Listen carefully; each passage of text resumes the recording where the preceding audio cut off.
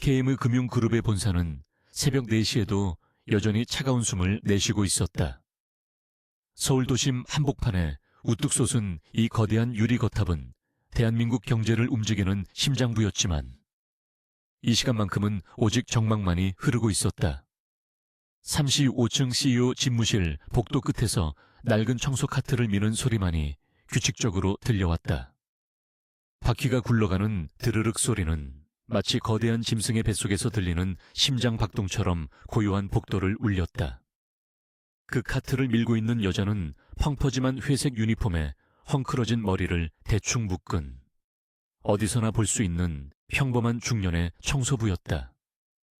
두꺼운 뿔테, 안경 너머로 보이는 그녀의 눈빛은 흐릿하고 힘이 없어 보였으며 굽은 등은 세월의 무게를 고스란히 짊어진 듯 했다. 이 여자의 이름은 이하윤이었다. 그녀는 이 건물에서 유령 같은 존재였다. 임원들은 그녀가 곁을 지나가도 투명 인간 취급을 했고 바닥에 떨어진 커피 자국보다 그녀를 더 신경 쓰지 않았다.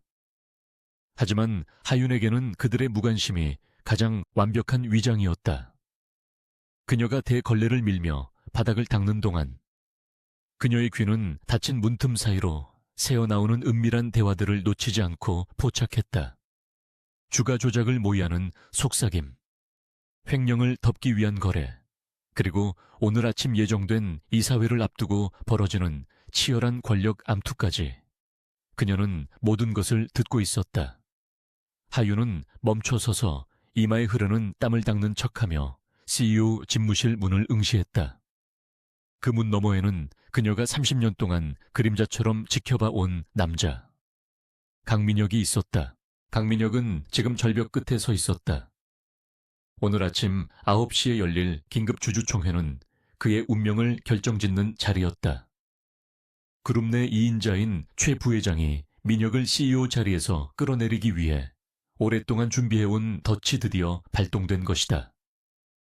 민혁은 며칠째 집무실에서 쪽잠을 자며 방어 전략을 짜고 있었지만 상황은 최악으로 치닫고 있었다.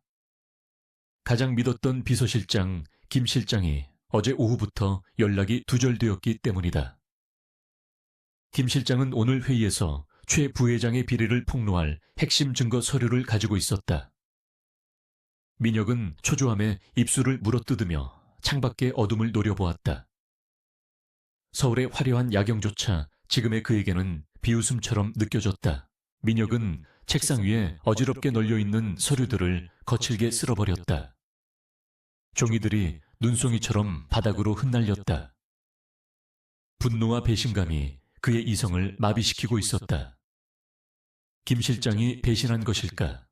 아니면 최 부회장의 하수인들에게 당한 것일까? 어느 쪽이든 결과는 같았다. 증거 없이는 오늘 회의에서 그는 무기력하게 당할 수밖에 없었다. 민혁은 의자에 주저앉아 두 손으로 머리를 감싸 쥐었다. 아버지인 선대 회장이 남긴 이 회사를 늑대 같은 놈들에게 빼앗길 수는 없었다. 하지만 지금 당장 그가 할 수 있는 일은 아무것도 없다는 무력감이 그의 목을 조여왔다.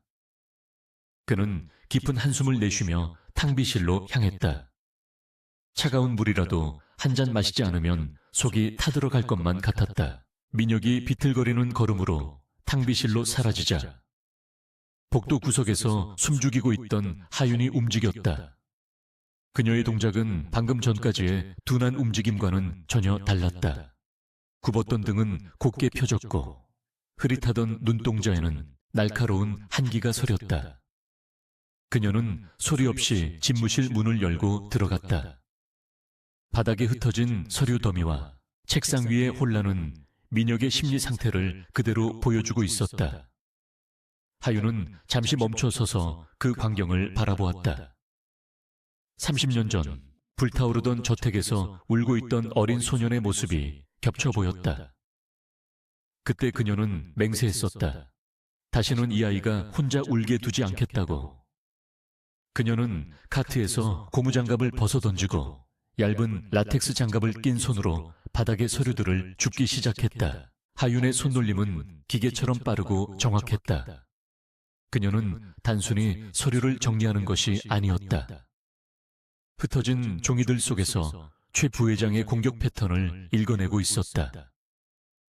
재무보고서, 감사자료, 외부투자 유치계획안.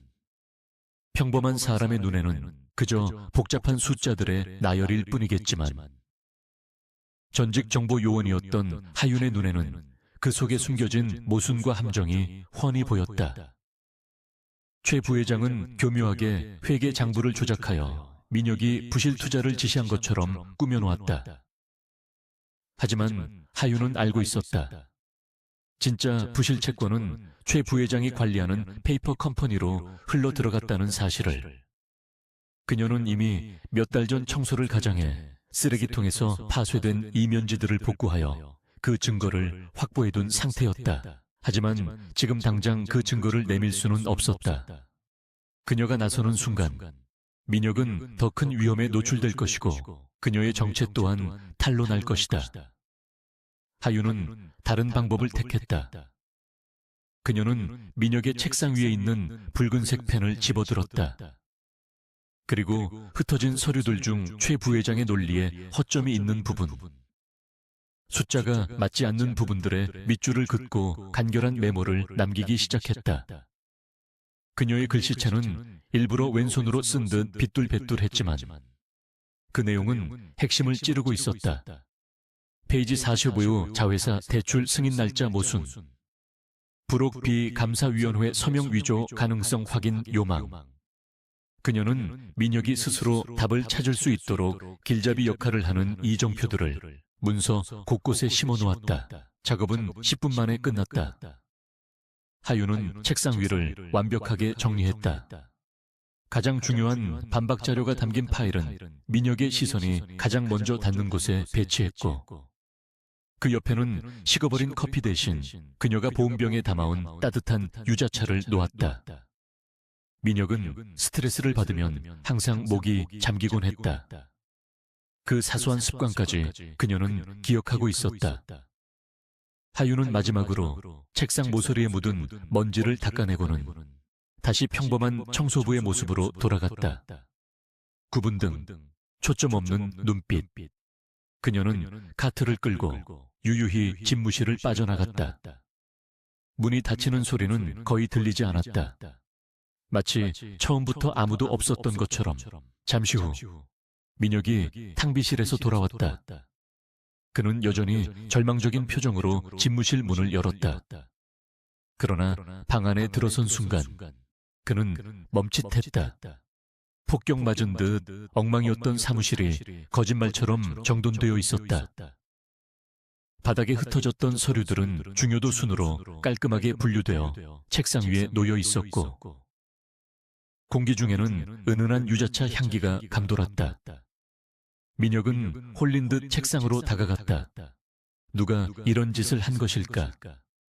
보안팀인가 비서실 직원 중 누군가가 출근한 건가 하지만 이 시간에 출입카드가 찍혔다면 자신의 휴대전화로 알림이 왔을 것이다. 알림은 없었다. 그렇다면 이 방에 들어올 수 있는 사람은 마스터키를 가진 보안 요원이나 청소부뿐이었다. 민혁은 책상 위에 놓인 서류를 집어들었다.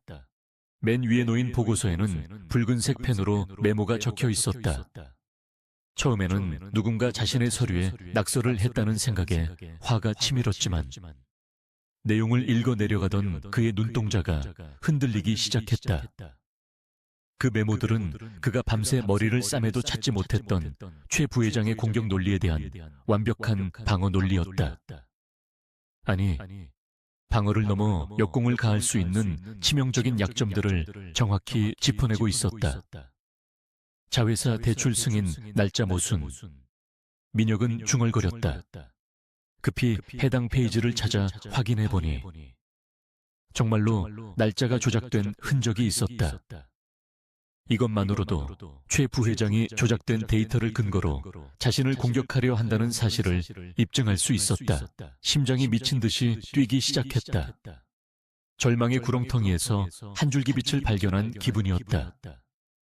민혁은 컵을 들어 유자차를 한 모금 마셨다. 따뜻하고 달콤한 액체가 식도를 타고 내려가며 긴장으로 굳어있던 위장을 부드럽게 풀어주었다. 이 맛은 낯설지가 않았다. 아주 오래전, 기억조차 희미한 어린 시절에 어머니가 타주시던 그 맛과 비슷했다. 민혁은 컵을 내려놓고 인터폰을 눌러 보안실을 호출했다. 보안팀장, 방금 내 집무실에 다녀간 사람이 누구입니까? CCTV 확인해서 당장 보고하세요. 그의 목소리에는 날선 긴장감 대신 묘한 기대감이 섞여 있었다. 누군지 모르지만 이 사람은 자신을 구하려 하고 있었다. 보안팀장의 답변은 예상 밖이었다. 대표님, 확인 결과 해당 시간대에 대표님 집무실에 출입한 인원은 35층 담당 환경미화원 이 여사님뿐입니다. 쓰레기통을 비우러 들어가신 것 같습니다만 무슨 문제라도 있으십니까? 청소부 민혁은 멍하니 수화기를 들고 있었다. 그 늙고 힘없어 보이는 아주머니가 말도 안 되는 일이었다. 그분은 그저 청소만 하는 분이 아닌가. 하지만 책상 위의 서류와 유자차는 분명한 현실이었다. 민혁은 다시 서류를 내려다보았다. 빗둘배둘한 글씨체. 전문적인 용어는 없었지만 내용의 깊이는 웬만한 경영 전문가를 능가하고 있었다. 민혁의 머릿속에 수많은 의문이 스쳐 지나갔지만 지금은 그것을 파헤칠 시간이 없었다. 아침 8시 50분, 대외의실 앞 복도는 긴장감으로 팽팽했다. 최 부회장은 여유로운 미소를 띠며 자신의 파벌 임원들과 담소를 나누고 있었다. 그는 민혁이 퀭한 눈으로 나타나 패배를 인정할 것이라고 확신했다. 김 실장을 처리했고 주요 서류들도 엉망으로 만들었으니 민혁이 빠져나갈 구멍은 없었다. 하지만 회의실 문이 열리고 민혁이 등장했을 때 최 부회장의 미소는 딱딱하게 굳어졌다. 민혁은 완벽하게 다림질된 슈트를 입고 흐트러짐 없는 자세로 걸어 들어왔다. 그의 눈빛은 그 어느 때보다 맑고 강렬하게 빛나고 있었다.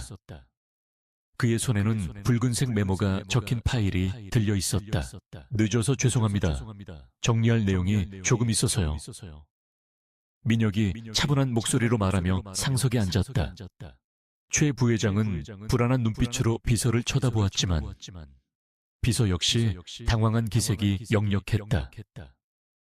회의가 시작되자 최 부회장은 예정대로 공격을 퍼부었다. 부실 투자에 대한 책임, 경영 능력 부재 등을 거론하며 민혁을 몰아세웠다. 주주들이 술렁이기 시작했다. 그러나 민혁은 당황하지 않았다. 그는 하윤이 메모해준 포인트들을 하나하나 짚어가며 최 부회장의 주장을 조목조목 반박했다. 단순히 변명하는 것이 아니라 최 부회장이 제시한 자료의 허구성을 데이터로 증명해 보였다. 부회장님께서 제시한 이 자료의 45페이지를 봐주십시오. 승인 날짜가 실제 자금 집행일보다 늦습니다. 이건 명백한 조작 아닙니까? 회의실 안의 공기가 순식간에 뒤바뀌었다. 수세에 몰린 것은 민혁이 아니라 최 부회장이었다. 최 부회장은 얼굴이 불그락푸르락해지며 말을 더듬었다. 예상치 못한 방역에 그의 시나리오는 완전히 꼬여버렸다. 주주들은 의심의 눈초리를 최 부회장에게 돌리기 시작했다. 민혁은 마지막 결정타를 날렸다.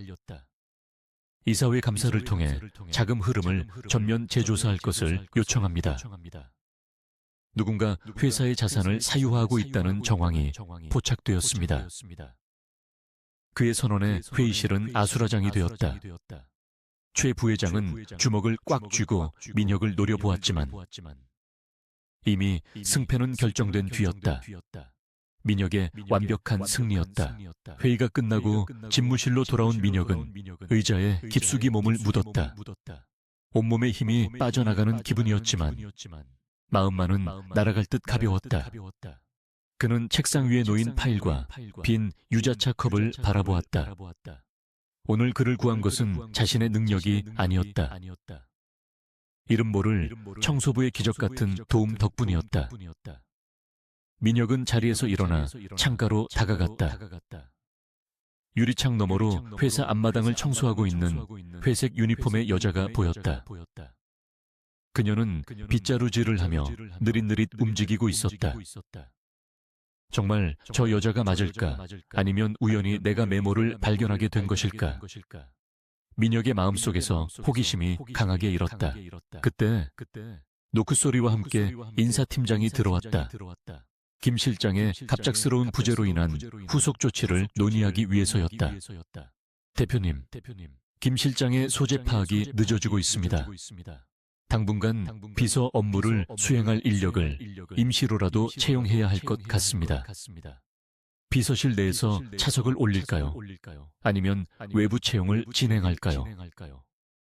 민혁은 잠시 고민했다. 비서실 내부에도 최 부회장의 스파이가 있을지 모른다. 외부 채용은 시간이 너무 걸리고 검증이 어렵다. 그는 믿을 수 있는 사람이 필요했다. 능력은 검증되었고 사내 정치와는 무관하며 무엇보다 자신의 곁에서 가장 가까이 있지만 누구도 의심하지 않을 사람. 민혁의 시선이 다시 창밖의 청소부에게로 향했다. 미친 생각일 수도 있었다. 하지만 오늘 아침의 그 메모와 유자차는 단순한 우연이나 호의가 아니었다. 그것은 고도로 훈련된 전문가의 손길이었다. 만약 그녀가 자신이 생각하는 것 이상의 능력을 갖추고 있다면, 그리고 왜 하필 자신을 도왔을까? 민혁은 직감을 따르기로 결심했다. 그는 인사팀장을 돌아보며 단호하게 말했다. 아니요. 외부 채용도 내부 승진도 아닙니다. 내 지시가 있을 때까지 비서 채용은 보류하세요. 인사팀장은 의아한 표정을 지었지만 민혁의 표정이 너무나 진지해 더 이상 토를 달지 못하고 물러갔다. 인사팀장이 나가자마자 민혁은 인터폰을 들어 총무팀에 연결했다. 지금 당장 35층 담당 환경미화원, 이 여사님을 내 방으로 올려보내세요. 청소 상태 점검할 게 있으니까. 전화를 끊은 민혁은 책상 앞을 서성였다. 심장이 다시 빠르게 뛰기 시작했다. 그는 확인해야 했다. 그 늙고 힘없는 가면 뒤에 숨겨진 진짜 얼굴을. 잠시 후 문이 열리고 하윤이 들어왔다. 그녀는 여전히 구분 등에 초점 없는 눈으로 민혁을 바라보지 않고 바닥만 응시했다. 부르셨습니까? 대표님, 어디 더러운 곳이라도. 그녀의 목소리는 갈라지고 탁했다. 민혁은 천천히 그녀에게 다가갔다. 그리고 책상 위에 놓인 붉은색 메모가 적힌 파일을 집어 그녀의 눈앞에 내밀었다. 이거 아주머니가 하신 겁니까? 하윤의 눈동자가 아주 미세하게 흔들렸지만 그녀는 이내 둔한 표정으로 고개를 갸웃거렸다. 예, 저는 글씨를 잘 볼 줄 몰라서요. 그냥 떨어진 종이를 주워 올려두기만 했는데 완벽한 연기였다. 보통 사람이라면 속아 넘어갔을 테지만 민혁은 그녀의 손을 주목했다. 거친 굳은 살이 박여 있었지만 손가락 마디마디는 섬세하고 힘이 있어 보였다. 그리고 무엇보다 그녀에게서 풍기는 희미한 파스 냄새 사이로 오늘 아침 마셨던 유자차의 향기가 섞여 있었다. 민혁은 한 걸음 더 다가갔다. 두 사람 사이의 거리는 이제 불과 2걸음. 긴장감이 흐르는 침묵 속에서 민혁이 입을 열었다. 거짓말하지 마세요. 당신이 정리한 서류 덕분에 오늘 회사를 지켰습니다. 그리고 그는 잠시 뜸을 들이다가 그녀의 눈을 똑바로 응시하며 말했다. 유자차 아주 맛있었습니다. 30년 전에 먹어본 것과 똑같은 맛이더군요. 그 순간 하윤의 고개가 천천히 들렸다. 두꺼운 뿔테 안경 너머 흐릿했던 그녀의 눈빛이 찰나의 순간 예리하게 빛났다. 그 눈빛은 더 이상 힘없는 청소부의 것이 아니었다. 사냥감을 앞에 둔 포식자의 눈, 혹은 모든 것을 꿰뚫어보는 현자의 눈이었다. 민혁은 확신했다. 이 여자는 평범하지 않다. 그리고 자신의 곁에 두어야만 한다. 강민혁의 제안은 사무실의 공기를 얼어붙게 만들었다. 30년 동안 그림자 속에 숨어 살았던 여자에게 빛 속으로 걸어 나오라는 말은 단순히 직업을 바꾸라는 제안이 아니었다. 그것은 그녀가 평생을 바쳐 지켜온 익명성과 안전을 포기하라는 요구와도 같았다. 하윤은 민혁의 눈을 깊이 들여다보았다. 그의 눈동자는 절박함으로 떨리고 있었지만 그 밑바닥에는 물러서지 않겠다는 고집이 자리 잡고 있었다. 그녀는 알고 있었다. 지금 민혁은 벼랑 끝에 몰린 짐승과 같아서 자신이 내미는 손을 잡지 않으면 그대로 추락해버릴 것이라는 사실을. 하윤은 천천히 한숨을 내쉬었다. 그 한숨에는 체념과 동시에 오래전 묻어두었던 전사의 본능이 깨어나는 신호가 담겨 있었다. 대표님, 후회하실 겁니다. 저는 배운 것도 없고 가진 것도 없는 늙은 청소부일 뿐입니다. 하윤이 마지막으로 그에게 기회를 주듯 낮게 읊조렸다. 하지만 민혁은 고개를 저두었다. 아니요. 후회는 사람을 잘못 믿었을 때나 하는 겁니다. 저는 지금 제 직감을 믿는 겁니다. 그리고 무엇보다 지금 제 주변에 저를 해치지 않을 거라고 확신할 수 있는 사람은 당신뿐입니다. 민혁의 말은 뼈아픈 진실이었다. 거대 그룹의 후계자였지만 그는 철저히 고립되어 있었다. 하윤은 잠시 눈을 감았다가 떴다. 더 이상 피할 곳은 없었다. 그녀가 그림자 밖으로 나가야만. 그를 향해 날아오는 화살들을 온몸으로 막아낼 수 있을 터였다. 알겠습니다. 다만 조건이 있습니다. 하윤의 목소리 톤이 미묘하게 변했다. 갈라지고 쉰 목소리는 사라지고 차분하고 무게감 있는 저음이 흘러나왔다. 민혁은 그 변화에 놀라움보단 전율을 느꼈다. 제 신상에 대해 묻지 마십시오. 그리고 제 업무 방식에 대해 토를 달지 마십시오. 제가 비서직을 수행하는 동안 제 판단은 곧 대표님의 안전과 직결된다고 생각해 주십시오. 그것은 고용인이 피고용인에게 하는 말이 아니라 마치 경호 책임자가 VIP에게 건네는 경고처럼 들렸다. 민혁은 마른 침을 삼키며 고개를 끄덕였다. 약속하죠. 당장 오늘부터 시작입니다. 30분 후 KM은 그룹 본사는 발칵 뒤집혔다.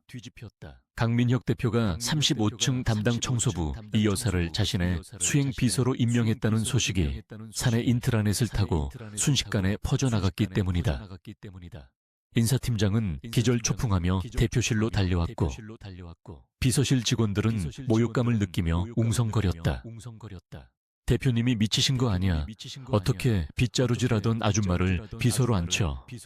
최 부회장 공격받고 충격이 크셨나 봐. 직원들의 수군거림이 복도를 가득 메웠지만 민혁은 아랑곳하지 않았다. 그는 하윤을 데리고 임원 회의실로 향했다. 하윤은 여전히 회색 청소복 차림이었지만 그녀의 걸음걸이는 이전과 달라져 있었다. 구부정했던 허리는 꼿꼿하게 펴졌고 시선은 정면을 향해 있었다. 민혁은 하윤을 인사팀장에게 인계하며 지시했다. 이분에게 맞는 정장과 필요한 물품을 지급하세요. 그리고 비서실 책상, 내 집무실 바로 앞자리로 배치하고 모든 보안 권한을 최고 등급으로 설정하세요. 인사팀장은 떨리는 목소리로 반문했다. 하지만 대표님, 채용 절차도 없이 게다가 학력이나 경력 증명도 안 된 분을. 민혁의 눈빛이 차갑게 빛났다. 내 권한입니다. 절차가 필요하면 특채로 처리하고 서류는 나중에 맞추세요. 지금 당장 업무에 투입해야 합니다. 민혁의 서슬퍼런 태도에 인사팀장은 결국 고개를 숙일 수밖에 없었다. 하윤은 묵묵히 그 상황을 지켜보고 있었다. 그녀의 표정은 마치 이 소란이 자신과는 상관없는 일인 양 무심했다. 1시간 뒤, 하윤이 다시 나타났을 때 사무실의 공기는 또 한 번 바뀌었다. 헐렁한 회색 유니폼 대신 짙은 네이비색 정장 바지와 깔끔한 흰색 블라우스, 그리고 단정한 재킷을 걸친 그녀의 모습은 낯설면서도 기이한 위압감을 풍겼다. 헝클어졌던 머리는 단단하게 묶어 올렸고 두꺼운 뿔테 안경은 그대로였지만 그 너머의 눈빛은 지적인 냉철함을 띠고 있었다. 그녀는 화려한 미인은 아니었지만 산전수전을 다 겪은 베테랑만이 가질 수 있는 단단한 기품이 흘러나왔다. 비서실 직원들은 그녀를 힐끔거리면서도 대놓고 무시하지 못했다. 그녀에게서 풍기는 기묘한 아우라가 그들을 압도했기 때문이다. 하윤은 자신의 자리에 앉자마자 책상 위에 쌓인 산더미 같은 서류와 쉴 새 없이 울리는 전화기를 마주했다. 기존 비서들은 그녀를 도와줄 생각이 전혀 없어 보였다. 오히려 그녀가 실수하기만을 기다리며 팔짱을 끼고 지켜보고 있었다. 전화 받는 법은 아세요? 아줌마 내선 돌리는 법부터 가르쳐 드려야 하나? 젊은 비서 한 명이 비꼬듯 물었다. 하윤은 대답 대신 전화기를 집어들었다. 그녀의 손놀림은 망설임이 없었다. 강민혁 대표 비서실입니다. 그녀의 목소리는 정확한 발음과 완벽한 비즈니스 톤이었다. 네, 김상무님. 오후 2시 미팅 건 말씀이십니까? 현재 대표님 일정상 30분 지연될 예정입니다. 자료는 메일로 미리 보내주시면 검토하겠습니다. 전화를 끊자마자 또 다른 전화벨이 울렸다. 하윤은 메모지 한 장 없이 전화기 버튼을 능숙하게 조작하며 동시에 컴퓨터 모니터의 일정을 스캔했다. 그녀는 컴퓨터를 켜는 방법조차 모를 것이라는 직원들의 예상을 비웃기라도 하듯 복잡한 그룹웨어 시스템에 접속해 민혁의 스케줄을 재조정하기 시작했다. 그녀의 타자 속도는 보이지 않을 정도로 빨랐다. 사실 하윤에게는 컴퓨터보다 더 강력한 무기가 있었다. 바로 기억의 궁전이었다. 그녀는 30년 전 정보기관에서 훈련받은 대로 한 번 보거나 들은 정보는 사진을 찍듯 머릿속에 저장했다. 임원들의 내선 번호, 주요 거래처의 담당자 이름, 민혁의 동선. 이 모든 데이터가 그녀의 머릿속에서 입체적으로 재구성되고 있었다. 점심시간이 지나자 비서실의 분위기는 경악으로 바뀌었다. 하윤은 단 한 번의 실수도 없이 오전에 폭주하는 업무를 처리해냈다. 심지어 기존 비서들이 놓쳤던 중복 일정과 서류상의 오류까지 찾아내어 수정했다. 최 비서, 이 기획안 3페이지 수치. 지난달 결산 보고서와 다릅니다. 확인하고 다시 가져오세요. 하윤이 서류를 건네며 무심하게 말했다. 최 비서는 얼굴이 벌개져서 서류를 받아들었다. 청소부 주제에 감히 내게 지적질을 하다니 하는 분노와 함께 그녀의 지적이 정확하다는 사실에 대한 부끄러움이 교차했다. 하윤은 그들의 감정 싸움에 휘말릴 시간이 없었다. 그녀의 진짜 업무는 이제부터 시작이었다. 민혁은 집무실 안에서 유리병 너머로 하윤을 지켜보고 있었다. 그녀가 일하는 모습은 마치 오케스트라의 지휘자처럼 절도 있고 우아했다. 전화 응대, 서류 결제 분류, 방문객 응대까지. 그녀는 물 흐르듯 자연스럽게 업무를 장악해 나갔다. 민혁은 안도의 한숨을 내쉬었다. 자신의 선택이 틀리지 않았다. 하지만 동시에 의구심은 더 커져만 갔다. 저런 능력을 가진 여자가 왜 지난 30년 동안 청소부로 살았을까? 그녀의 과거에는 대체 무엇이 있었던 걸까? 민혁은 하윤을 호출했다. 이 비서, 잠깐 들어오세요. 하윤이 집무실로 들어오자 민혁은 결제 서류를 내밀었다. 오전에 처리한 업무 내역 완벽하더군요. 웬만한 경력직보다 낫습니다. 하윤은 표정 변화가 없이 고개만 살짝 숙였다. 과찬이십니다. 단순히 정리하는 일일 뿐입니다. 민혁은 펜을 돌리며 물었다. 단순 정리라고 하기엔 우리 회사 내부 사정을 너무 잘 아는 것 같은데요. 특히 최 부회장 측 라인 사람들의 전화를 기가 막히게 차단하던데 그것도 청소하면서 배운 겁니까? 하윤은 잠시 침묵했다. 그녀는 민혁이 자신을 끊임없이 시험하고 있다는 것을 알았다. 쓰레기통에는 많은 진실이 담겨 있습니다. 대표님, 누가 누구와 밥을 먹었는지 영수증 하나만 봐도 알 수 있으니까요. 그때 인터폰이 울렸다. 1층 로비 안내데스크였다. 비서실입니다. 무슨 일이죠? 하윤이 전화를 받았다. 수화기 너머로 다급한 목소리가 들려왔다. 이 비서님, 지금 최 부회장님께서 외부 손님들을 모시고 예고 없이 대표실로 올라가고 계십니다. 막으려고 했는데 도저히. 하윤의 눈매가 날카로워졌다. 이것은 단순한 방문이 아니었다. 최 부회장이 오전에 당한 수모를 갚기 위해 외부 투자자들을 대동하고 민혁을 압박하러 오는 무력 시위였다. 민혁은 아직 준비가 되어 있지 않았다. 이대로 그들이 들이닥치면 민혁은 또다시 수세에 몰릴 수 있었다. 알겠습니다. 제가 처리하죠. 하윤은 전화를 끊고 민혁을 바라보았다. 최 부회장이 올라오고 있습니다. 지금 대표님은 그들을 만날 준비가 안 되어 있습니다. 시간을 벌어야 합니다. 민혁이 당황하며 일어섰다. 지금 약속도 없이 이건 명백한 월권이야.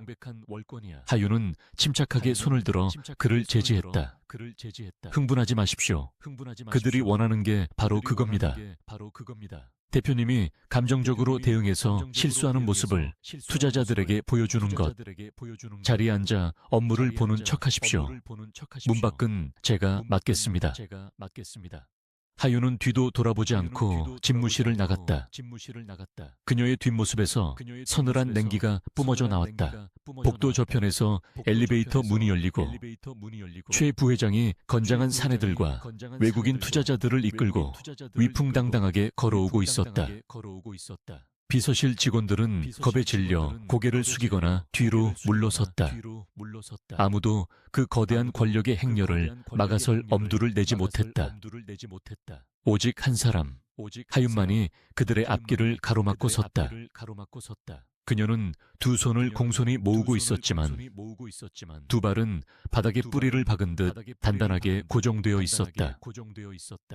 최 부회장은 하윤을 보고 미간을 찌푸렸다. 뭐야, 비키지 못해 감히 누가 길을 막아. 그는 하윤이 오전에 봤던 청소부라는 사실을 인지하지 못한 듯 했다. 옷차림이 바뀌었기 때문이기도 했지만 그녀에게서 뿜어져 나오는 기세가 전혀 달랐기 때문이다. 죄송합니다. 부회장님, 강민혁 대표님께서는 현재 중요한 화상 회의 중이십니다. 사전 예약 없이는 접견이 불가능합니다. 하윤의 목소리는 높지도 낮지도 않았지만 복도 전체에 또렷하게 울려 퍼졌다. 최 부회장은 기가 막힌다는 듯 헛웃음을 터뜨렸다. 비서 나부랭이가 미쳤나? 내가 누군지 몰라. 당장 비켜. 최 부회장이 손짓하자 뒤에 서 있던 수행원들이 하윤을 밀치려 다가왔다. 보통의 비서라면 비명을 지르거나 물러섰을 상황이었다. 하지만 하윤은 눈 하나 깜짝하지 않았다. 수행원의 거친 손이 그녀의 어깨에 닿으려는 찰나 하윤의 어깨가 미세하게 움직이며 그 힘을 흘려보냈다. 수행원은 중심을 잃고 휘청거렸다. 손님들 앞에서 무력을 행사하시는 건 KM그룹의 품격에 맞지 않습니다. 부회장님. 하윤은 차가운 미소를 지으며 영어로 말을 이었다. 그녀의 시선은 최 부회장 뒤에 있는 외국인 투자자들을 향해 있었다. Gentlemen, I apologize for the inconvenience. CEO Kang is concluding a critical negotiation with European partners. He will be available in 20 minutes. Would you care for some refreshments in the VIP lounge? 신사 여러분, 불편을 드려 죄송합니다. 강 대표님께서는 현재 유럽 파트너들과 중요한 협상을 마무리하고 계십니다. 20분 후에 시간이 되실 겁니다. VIP 라운지에서 다과를 드시겠습니까? 그녀의 유창하고 품격 있는 영국식 영어 발음에 투자자들은 감탄하며 고개를 끄덕였다. 오? 기다리는 건 문제없어. 아주 프로페셔널한 비서로군. 최 부회장은 닥쳤던 계지붕 쳐다보는 꼴이 되었다. 투자자들이 납득하고 물러서려는 분위기가 되자 그가 여기서 난동을 부리면 오히려 자신의 이미지만 깎아먹게 되는 셈이었다. 그는 얼굴이 붉게 달아올라 하윤을 노려보았다. 너 이름이 뭐야? 오늘 일 반드시 후회하게 만들어주마. 하윤은 정중하게 고개를 숙였지만 그녀의 눈은 최 부회장을 싸늘하게 내려다보고 있었다. 제 이름은 이하윤입니다. 기억해 주셔서 영광입니다. 최 부회장은 분을 사귀며 투자자들을 데리고 라운지로 향했다. 복도에 팽팽했던 긴장이 풀리자 숨죽이고 있던 비서실 직원들은 경이로운 눈빛으로 하윤을 바라보았다. 하윤은 흐트러짐 없는 자세로 다시 자리에 앉았다. 하지만 책상 아래 그녀의 주먹은 하얗게 질릴 정도로 꽉 쥐어져 있었다. 30년 만에 처음으로 그녀는 적의 살기를 정면으로 마주했다. 이것은 시작일 뿐이었다. 최 부회장은 이제 그녀를 단순한 장애물이 아닌 반드시 제거해야 할 적으로 인식했을 것이다. 하윤은 인터폰을 눌러 민혁에게 보고했다. 대표님, 20분의 시간을 벌었습니다. 그 사이에 넥타이를 푸른색으로 바꿔 매십시오. 투자자들에게 신뢰감을 주는 색입니다. 그리고 웃으십시오. 승자는 여유로워야 합니다. 그녀의 목소리는 더할 나위 없이 침착했지만 그것은 폭풍 전의 고요함과도 같았다. 일주일이 지났다. KM그룹 회장 비서실의 공기는 그 어느 때보다 무겁고 날카로웠지만 동시에 기이할 정도로 정돈되어 있었다. 이하윤이 비서실에 들어온 이후 강민혁의 집무실은 마치 정밀한 시계 태엽처럼 돌아가고 있었다. 그녀는 민혁이 입을 열기도 전에 필요한 서류를 대령했고 목이 마르다고 느끼는 순간 적당한 온도의 차를 내왔다. 기존 비서들이 몇 시간에 걸쳐 하던 스케줄 조정도 그녀의 손을 거치면 10분 만에 완벽하게 정리되었다. 직원들은 그녀를 마녀라고 부르며 두려워하면서도 경외감을 감추지 못했다. 그러나 정작 당사자인 민혁에게는 이 완벽함이 편안함을 넘어선 기시감으로 다가오고 있었다. 오후 3시 나른한 햇살이 블라인드 사이로 파고들 때였다. 민혁은 골치 아픈 해외 합병건으로 머리를 싸매고 있었다. 습관적으로 미간을 찌푸리며 관자놀이를 누르고 있을 때 하윤이 조용히 들어와 찻잔을 내려놓았다. 은은한 라벤더 향과 박하 향이 섞인 독특한 차였다. 민혁은 찻잔을 들어 향을 맡고는 멈칫했다. 이건 시중에서 파는 흔한 허브차가 아니었다. 그가 극심한 두통에 시달릴 때마다 어머니가 직접 텃밭에서 따온 잎들을 배합해 끓여주시던 세상에 단 하나뿐인 레시피였다. 어머니가 돌아가신 후로는 단 한 번도 맛보지 못했던 그 맛이었다. 이 비서, 이거 어디서 구했습니까? 민혁의 목소리가 가늘게 떨렸다.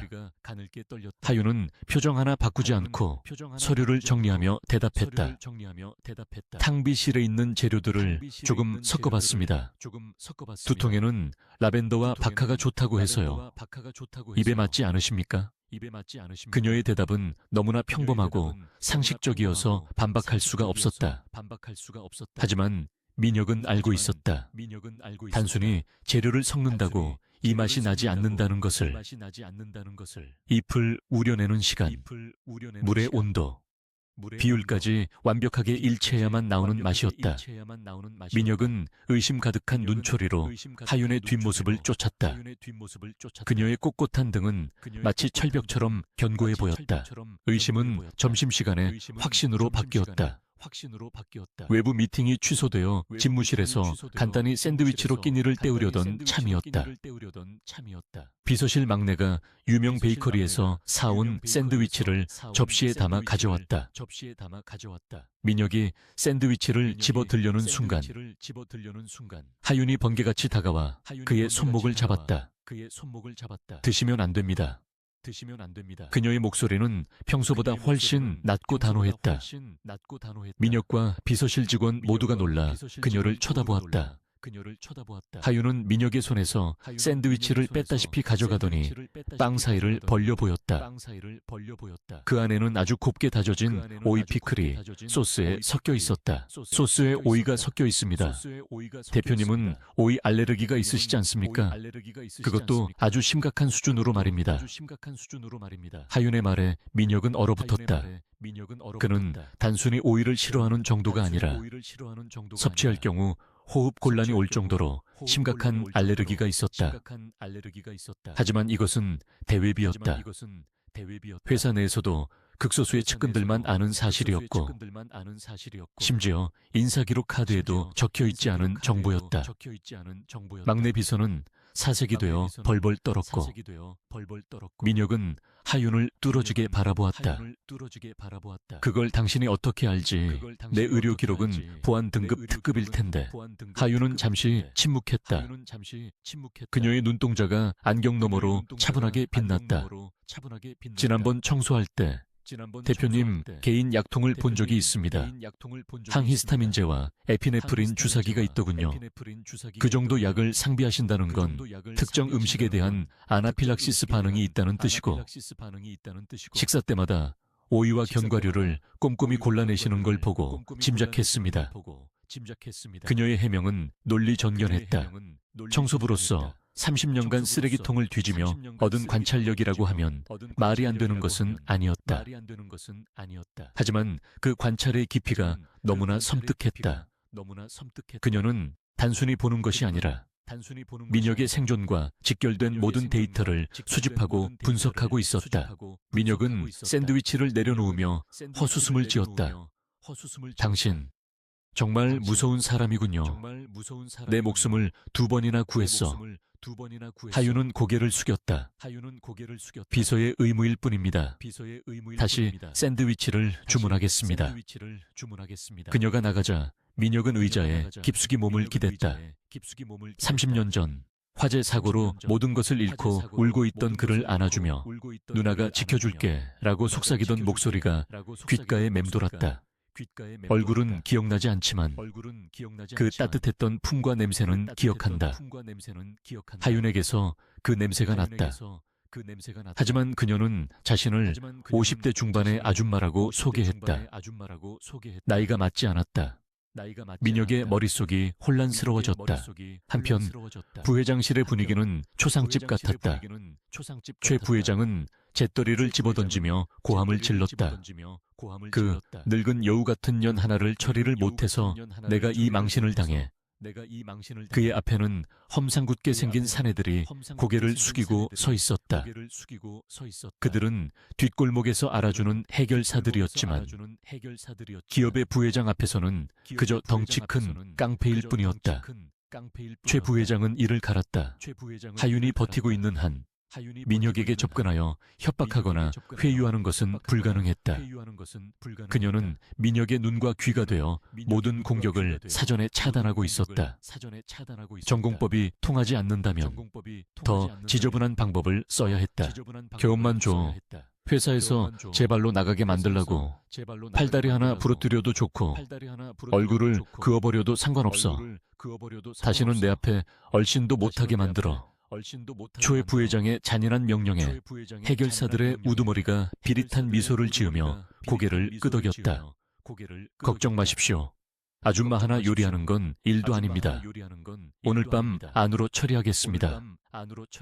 그들은 허리춤에 숨겨진 연장을 확인하며 부회장실을 나섰다. 그들에게 하윤은 그저 재수없게 권력 싸움에 휘말린 힘없는 중년 여성으로만 보였다. 그것이 그들의 인생 최대의 실수라는 것을 깨닫기까지는 그리 오랜 시간이 걸리지 않았다. 그날 밤 10시 야근을 마친 하윤은 텅 빈 지하 주차장으로 내려왔다. 그녀는 민혁을 먼저 퇴근시키고 남은 업무를 처리하느라 늦은 참이었다. 하윤의 발소리가 고요한 주차장에 울려 퍼졌다. 그녀는 자신의 낡은 경차 쪽으로 걸어가다 멈춰 섰다. 공기의 흐름이 바뀌었다. 등 뒤에서 느껴지는 살기, 그리고 기둥 뒤에서 들려오는 미세한 옷깃 스치는 소리. 하윤은 차키를 쥔 손에 힘을 주지 않았다. 오히려 어깨에 힘을 빼고 느릿하게 한숨을 쉬었다. 나오시죠. 거기 숨어 있으면 다리가 저릴 텐데. 그녀의 목소리는 담담했다. 어둠 속에서 3명의 사내가 걸어 나왔다. 그들은 손에 쇠파이프와 강목을 들고 있었다. 우두머리인 흉터난 사내가 껌을 씹으며 빈정거렸다. 눈치는 빠르네. 아줌마. 그러게 왜 나서지 말아야 할 때 나서서 이 사단을 만들어 얌전히 빗자루질이나 하지. 그들은 하윤을 포위하며 거리를 좁혀왔다. 일반적인 여성이라면 비명을 지르며 주저앉았을 상황이었다. 하지만 하윤은 안경을 고쳤으며 그들을 빤히 쳐다보았다. 그녀의 눈은 공포에 질린 것이 아니라 마치 실험실의 쥐를 관찰하는 과학자처럼 냉철했다. 초회기철 부회장이 보냈나 보군요. 품격이라곤 찾아볼 수 없는 방식이네요. 하윤의 말에 우두머리의 얼굴이 일그러졌다. 이 아줌마가 입만 살아서. 야, 손 좀 봐줘.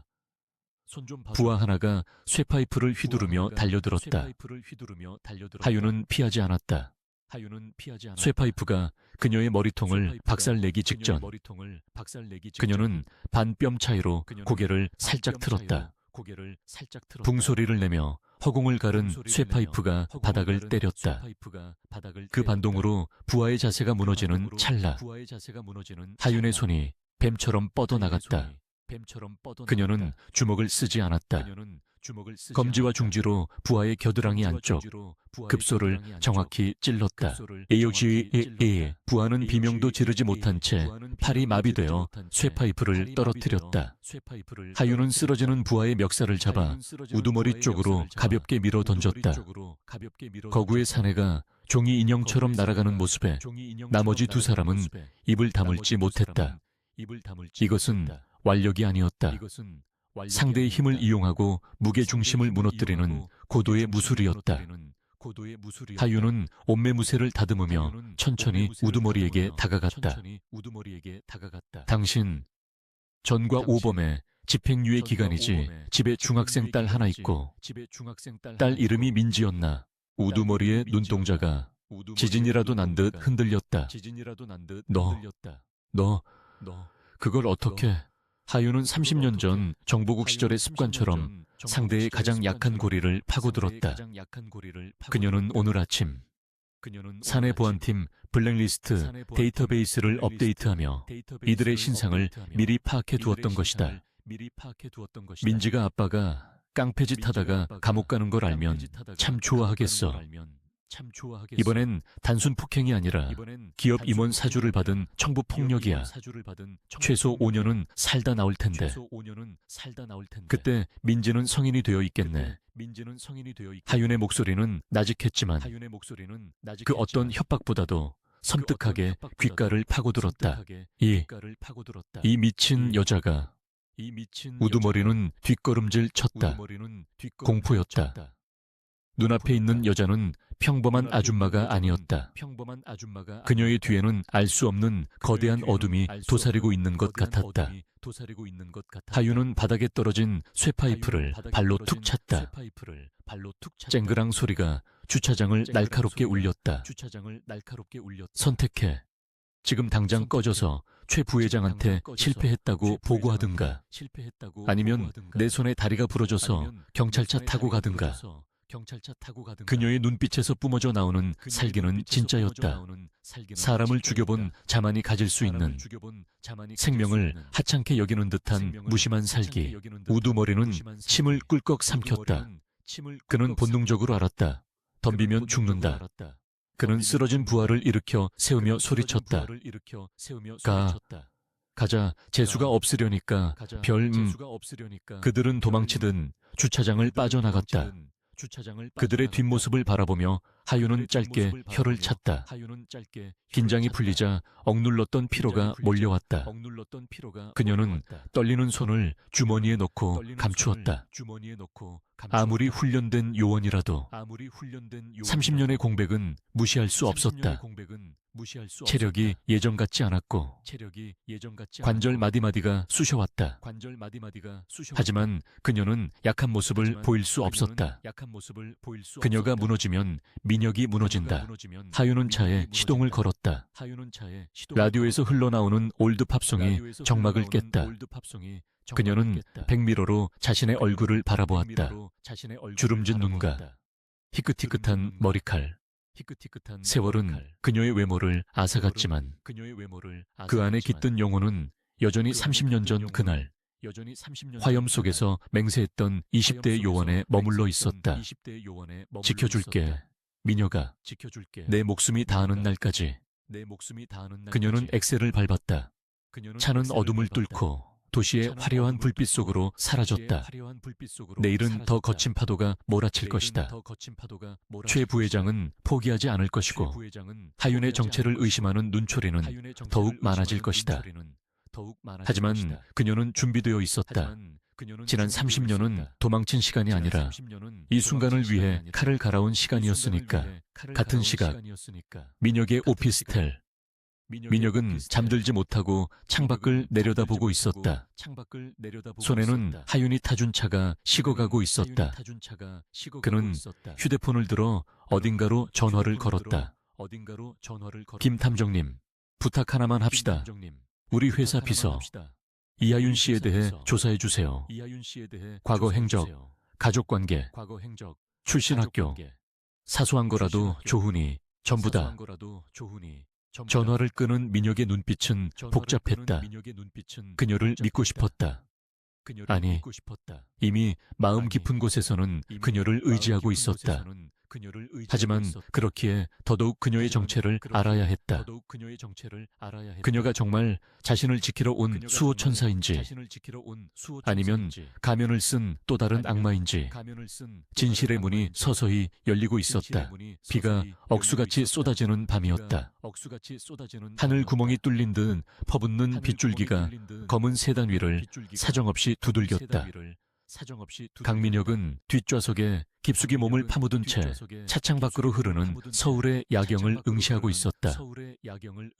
와이퍼가 부지런히 움직이며 시야를 닦아냈지만 빗물은 이내 다시 유리창을 뒤덮어 세상을 흐릿하게 뭉개버렸다. 운전석의 김 기사는 긴장한 듯 핸들을 꽉 쥐고 있었고 조수석에 앉은 하윤은 미동도 없이 전방을 주시하고 있었다. 차 안에는 빗소리와 엔진의 낮은 진동만이 감돌았다. 민혁은 손에 쥔 서류 봉투를 만지작거렸다. 김 탐정이 보내온 중간 보고서였다. 내용은 허무할 정도로 빈약했다. 이하윤, 56세. 주민등록상 주소지는 재개발구역의 낡은 빌라. 가족관계 없음. 과거 기록 말소된 것으로 추정되거나 데이터베이스 오류로 조회 불가. 기록이 없는 사람이라. 민혁이 혼잣말처럼 중얼거렸다. 그 목소리를 들었는지 하윤의 귀가 살짝 움직였지만 그녀는 뒤를 돌아보지 않았다. 그녀의 신경은 온통 도로의 흐름과 주변 차량의 움직임에 집중되어 있었다. 빗길은 미끄러웠고 시야는 좁았다. 암살자가 움직이기에 이보다 더 좋은 밤은 없었다. 하윤은 본능적으로 불길한 기운을 감지했다. 백미러로 뒤따라오는 차량의 헤드라이트 불빛이 평소보다 집요하게 느껴졌다. 덤프트럭 한 대가 차선을 무시하며 거칠게 따라붙고 있었다. 김 기사님, 속도 조금만 더 내세요. 2차선으로 차선 변경하시고요. 하윤의 목소리는 차분했지만 날카로운 명령조가 섞여 있었다. 김 기사는 당황하며 백미러를 확인했다. 예, 빗길이라 위험합니다만 시키시는 대로 하세요. 당장. 하윤이 다시 한번 단호하게 말했다. 김 기사가 핸들을 꺾어 차선을 바꾸는 순간 뒤따라오던 덤프트럭이 무시무시한 속도로 가속하며 그들이 방금 전까지 있던 1차선 공간을 밀고 들어왔다. 쾅 트럭이 옆 차선의 승용차를 들이받는 굉음이 들려왔다. 만약 차선을 바꾸지 않았다면 지금 박살난 것은 민혁이 탄 차였을 것이다. 밟아요. 멈추지 말고 달리세요. 하윤이 소리쳤다. 김 기사는 공포에 질려 엑셀을 밟았다. 세단이 빗길을 미끄러지듯 질주했다. 하지만 트럭은 포기하지 않고 맹렬하게 추격해왔다. 설상가상으로 앞쪽 교차로에서 검은색 SUV 2대가 불쑥 튀어나와 길을 막아섰다. 명백한 함정이었다. 앞뒤가 막힌 상황. 김 기사는 비명을 지르며 급브레이크를 밟았다. 차가 빗길에 미끄러지며 빙글 돌았다. 끼익 타이어 타는 냄새와 함께 차가 가드레일을 들이받고 멈춰섰다. 충격으로 에어백이 터졌고 김 기사는 핸들에 머리를 부딪혀 기절했다. 민혁은 충격으로 어지러운 머리를 감싸 쥐었다. 신음이 절로 새어나왔다. 그 순간 조수석 문이 열리고 하윤이 튀어나갔다. 아니, 나가는 듯 하더니 순식간에 뒷좌석 문을 열고 민혁을 끌어내렸다. 대표님, 고개 숙이세요. 탁 날카로운 파열음과 함께 뒷유리창이 박살났다. 저격이었다. 하윤은 민혁을 짐짝처럼 차 바닥으로 밀어넣고는 운전석으로 몸을 날렸다. 기절한 김 기사를 조수석으로 밀어버리고 핸들을 잡은 그녀의 동작은 물 흐르듯 자연스럽고 신속했다. 그녀는 에어백을 칼로 찢어 시야를 확보하고 기어를 후진으로 넣었다. 꽉 잡으세요. 혀 깨물지 않게 조심하시고. 하윤의 경고가 끝나기도 전에 차가 굉음을 내며 후진했다. 쿵 뒤를 막고 있던 덤프트럭의 범퍼를 들이받았지만 하윤은 아랑곳하지 않고 핸들을 꺾어 틈새를 만들어냈다.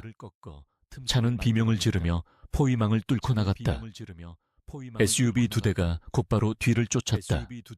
빗속의 추격전이 시작되었다. 하윤은 마치 레이서처럼 차를 몰았다. 미끄러운 빗길을 역이용해 코너를 드리프트로 빠져나갔고 좁은 골목길을 시속 100km로 주파했다. 민혁은 공포와 경이로움 속에서 운전석의 하윤을 바라보았다.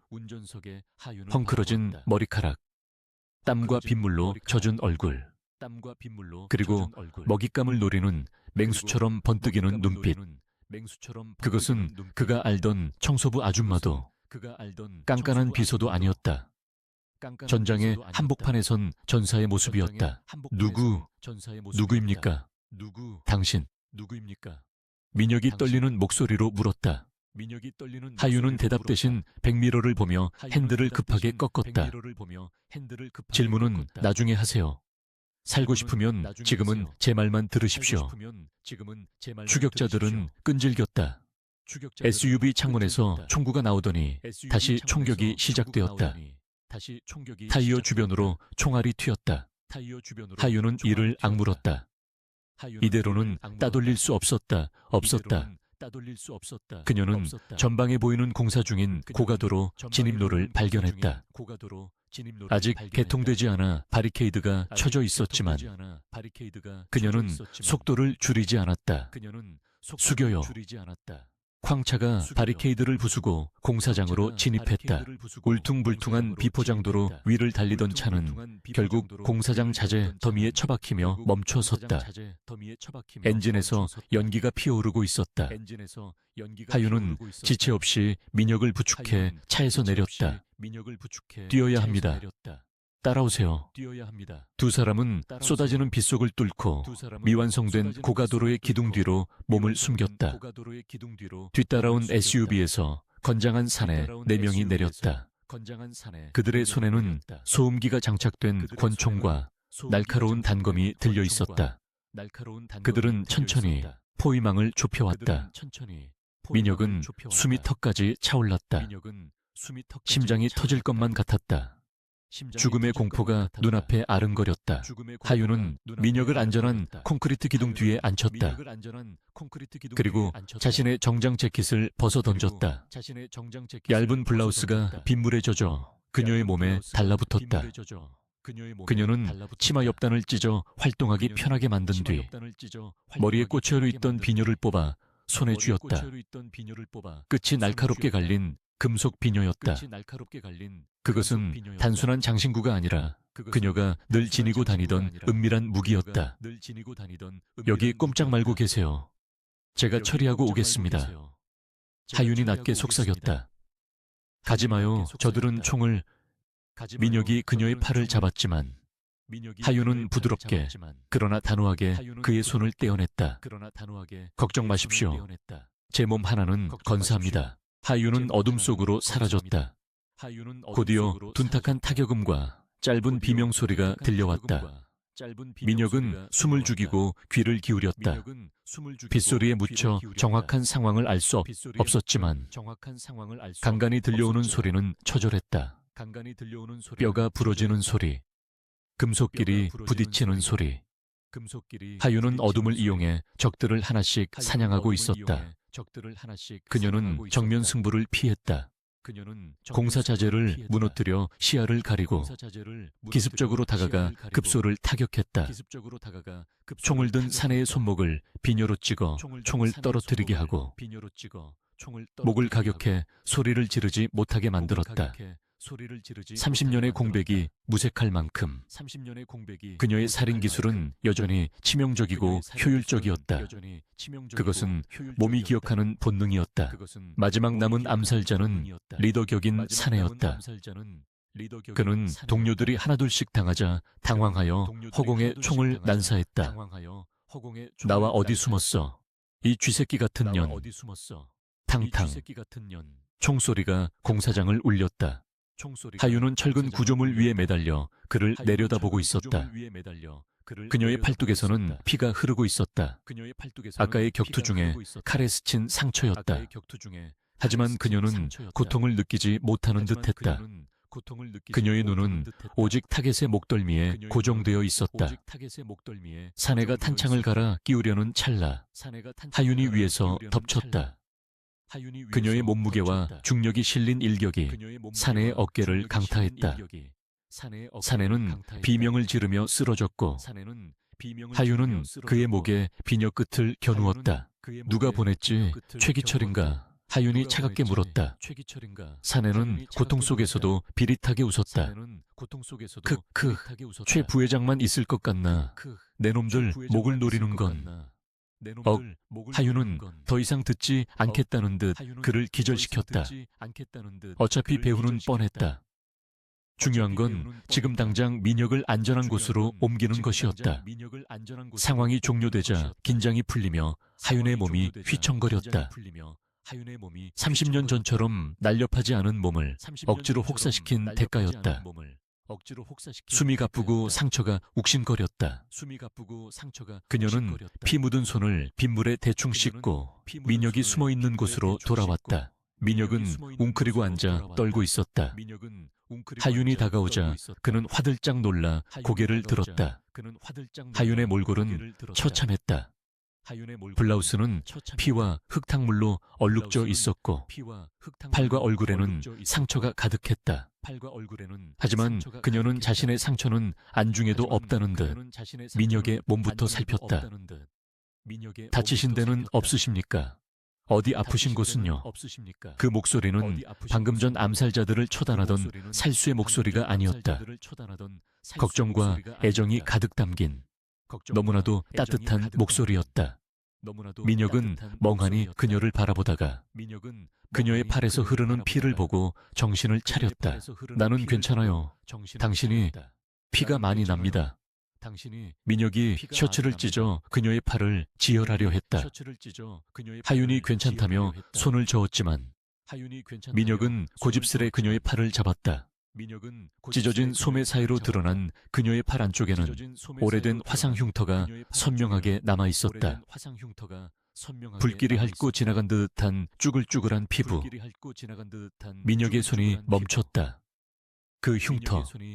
그는 이 흉터를 알고 있었다. 30년 전 그날, 불타는 저택에서 기둥이 무너져 내릴 때 어린 민혁을 감싸 아나 대신 화상을 입었던 그 사람의 흉터였다. 민혁의 눈동자가 격렬하게 흔들렸다. 기억의 파편들이 하나로 맞춰지기 시작했다. 유자차의 맛, 어머니의 텃밭 냄새, 샌드위치의 오이, 그리고 자신을 지키기 위해 목숨을 던지는 이 모습. 모든 것이 한 사람을 가리키고 있었다. 누나, 설마 연희 누나야. 민혁의 입에서 잊고 있었던 이름이 튀어나왔다. 강연희, 부모님이 입양해 키우셨던, 친남매보다 더 따랐던 4살 연상의 누나. 화재 사고 이후 실종되어 죽은 줄만 알았던 그녀였다. 민혁은 믿을 수 없다는 표정으로 하윤의 얼굴을 감싸 쥐었다. 안경 너머의 눈매. 세월에 주름졌지만 여전히 따뜻한 그 눈빛이 연희 누나의 것과 겹쳐졌다. 하윤은, 아니, 연희는 씁쓸한 미소를 지었다. 더 이상 숨길 수 없었다. 그녀는 천천히 안경을 벗었다. 너무 늦게 알아봐서 미안해. 도련님, 아니, 민혁아. 그녀의 목소리는 물기를 머금고 있었다. 민혁의 눈에서 눈물이 주르륵 흘러내렸다. 살아있었어.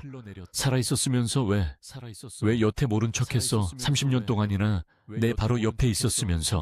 민혁은 원망과 안도감이 뒤섞인 감정을 토해냈다. 하윤은 민혁의 머리를 조심스럽게 쓰다듬었다. 피 묻은 손이 그의 뺨을 어루만졌다. 약속했으니까. 회장님, 아버지와 약속했어. 하윤의 시선이 먼 곳을 향했다. 그날 아버지가 돌아가시기 직전 나에게 부탁하셨어. 너를 지켜달라고. 어둠 속에서 아무도 모르게. 내 존재가 드러나면 너도 위험해진다고 하셨어. 우리 집안을 공격한 놈들은 단순한 강도가 아니었으니까. 하윤은 30년 전의 진실을 담담하게 털어놓았다. 그녀는 화재 사고 후 정보기관에 스카우트되어 훈련받았고 민혁을 지킬 힘을 기르기 위해 인간 병기로 살아왔다.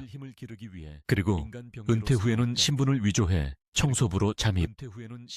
가장 가까운 곳에서 가장 낮은 자세로 그를 지켜왔던 것이다. 민혁은 오열했다.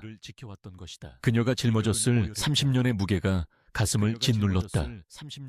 자신은 아무것도 모른 채 그녀를 청소부 아줌마라고 부르며 지나쳤다.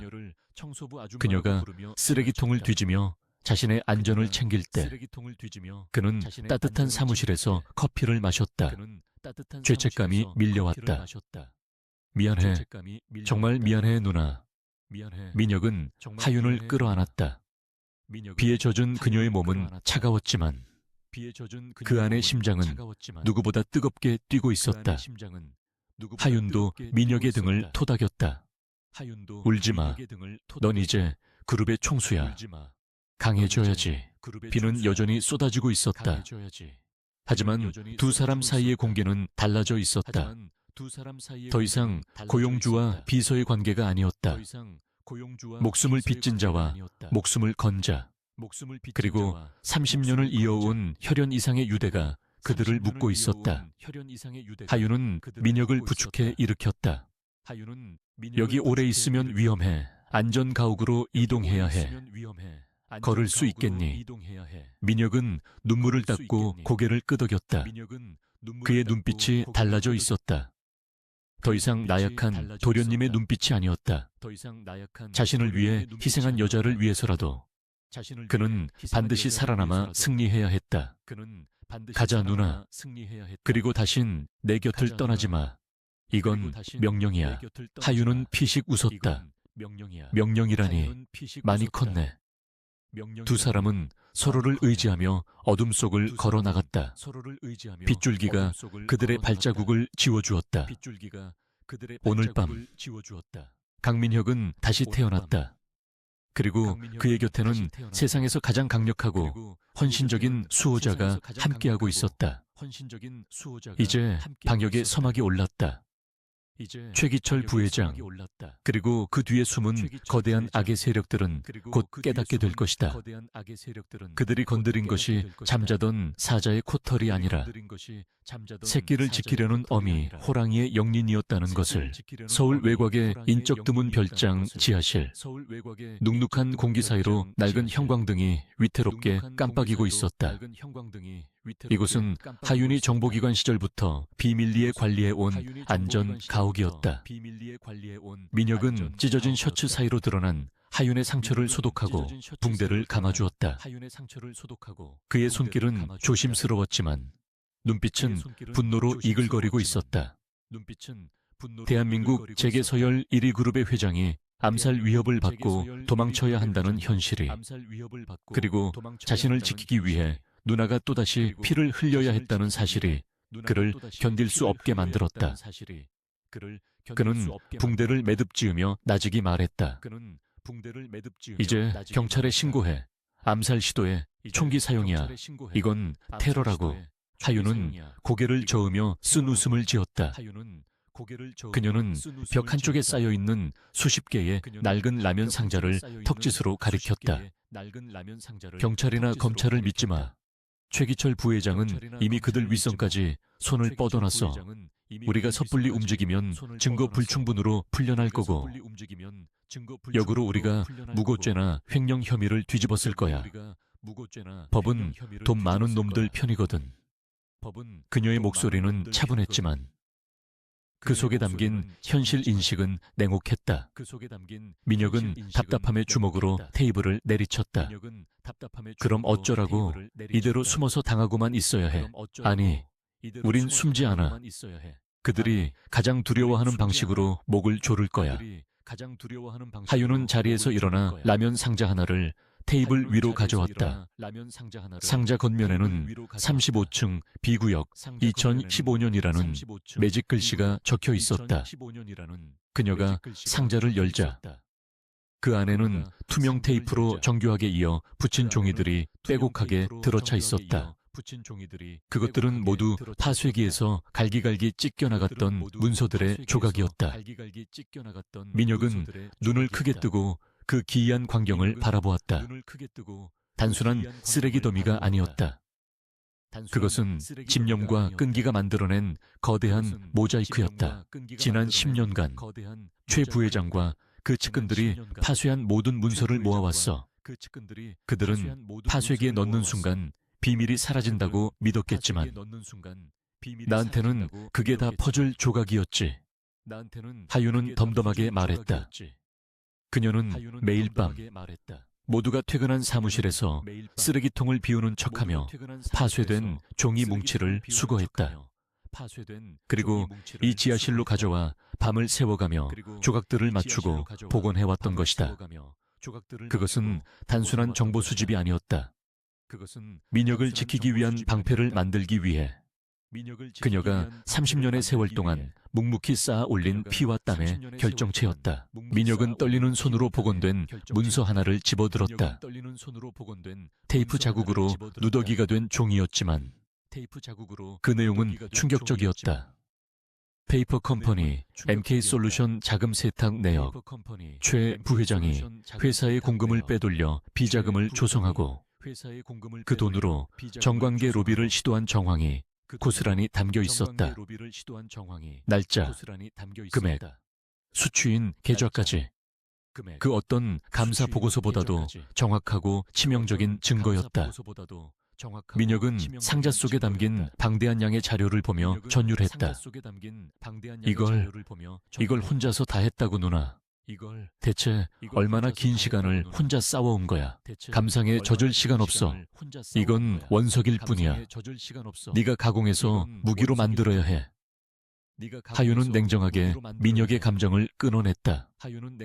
그녀는 노트북을 켜고 복원된 문서들을 스캔한 파일들을 띄웠다.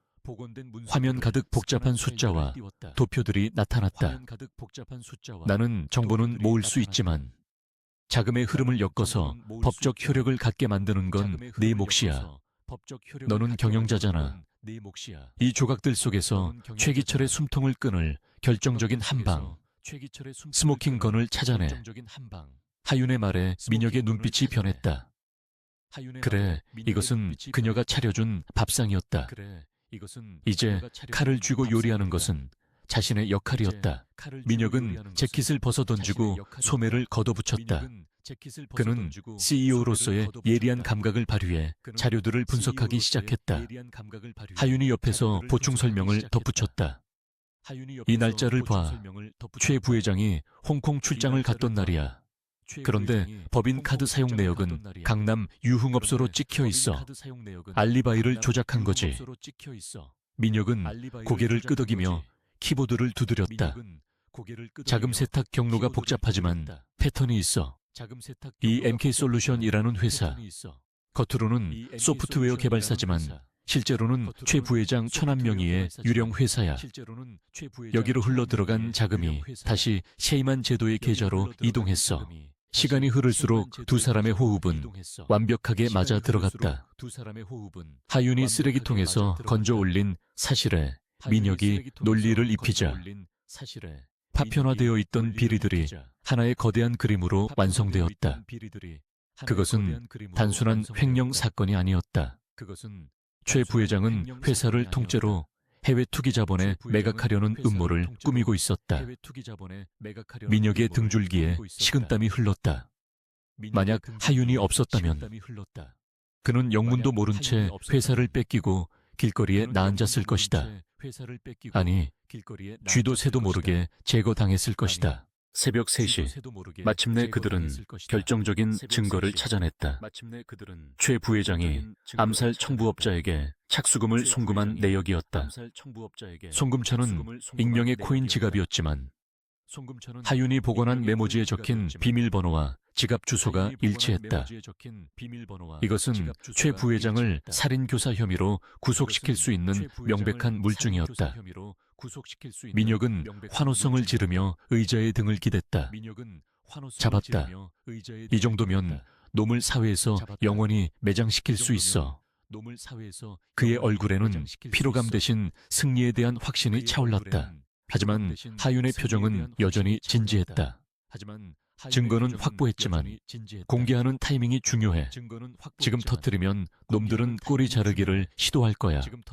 모든 죄를 실무자에게 뒤집어 씌우고 빠져나가겠지. 그녀는 칠판에 다가가 주주총회라고 크게 적었다. 사흘 뒤 열리는 정기 주주총회. 거기가 결전의 장소야. 전 세계 주주들과 언론이 지켜보는 앞에서 최 부회장의 가면을 벗겨야 해. 그래야 놈이 빠져나갈 구멍을 완전히 봉쇄할 수 있어. 민혁은 고개를 끄덕였다. 공개 처형. 그것만이 30년간 썩어 문드러진 환부를 도려낼 유일한 방법이었다. 문제는 사흘 동안 우리가 살아남을 수 있느냐는 거야. 민혁이 걱정스러운 듯 물었다. 암살 실패를 보고받은 최 부회장은 이제 수단과 방법을 가리지 않고 덤벼들 것이다. 하윤은 서랍에서 낡은 폴더폰 하나를 꺼냈다. 공격이 최선의 방어라고 했지. 놈들이 우리를 찾으러 다니게 하지 말고. 놈들이 제발 저려서 웅크리게 만들어야 해. 그녀는 과거 정보기관 시절의 옛 동료에게 전화를 걸었다. 지금은 은퇴해서 뒷골목 정보상 노릇을 하는 인물이었다. 나야, 물건 하나 흘려줘. 최기철이 잃어버린 장부가 검찰 손에 들어갔다는 소문을 내. 아주 은밀하지만 확실하게. 하윤의 작전은 교란이었다. 가짜 정보를 흘려 최 부회장의 시선을 검찰 쪽으로 돌리게 만드는 것이다. 그렇게 되면 그는 내부 단속과 검찰 로비에 정신이 팔려 민혁을 쫓는 추격죄의 힘을 쏟지 못할 것이다. 통화를 마친 하윤은 민혁을 바라보았다. 이제 우리는 유령이 되는 거야.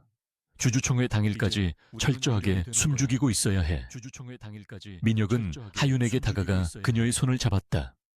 거칠고 투박한 손.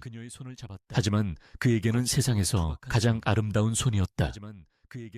누나, 고마워. 그리고 미안해. 나 때문에 평생을 그림자로 살게 해서. 하윤은 피식 웃으며 민혁의 손을 맞잡았다. 그림자로 사는 것도 나쁘지 않았어. 네가 성장하는 모습을 가장 가까이서 볼 수 있었으니까. 넌 네 아버지보다 훨씬 훌륭한 경영자가 되었어. 이제 그 능력을 세상에 증명할 때야. 두 사람 사이에 흐르는 공기는 끈끈했다. 그것은 남녀 간의 사랑을 넘어선 생사를 함께한 전우회이자 핏줄보다 진한 가족애였다. 밖에서는 빗줄기가 가늘어지고 있었지만 그들의 마음속 폭풍우는 이제 막 시작되려 하고 있었다. 다음 날 아침, 대한민국 재계에는 기이한 소문이 돌기 시작했다.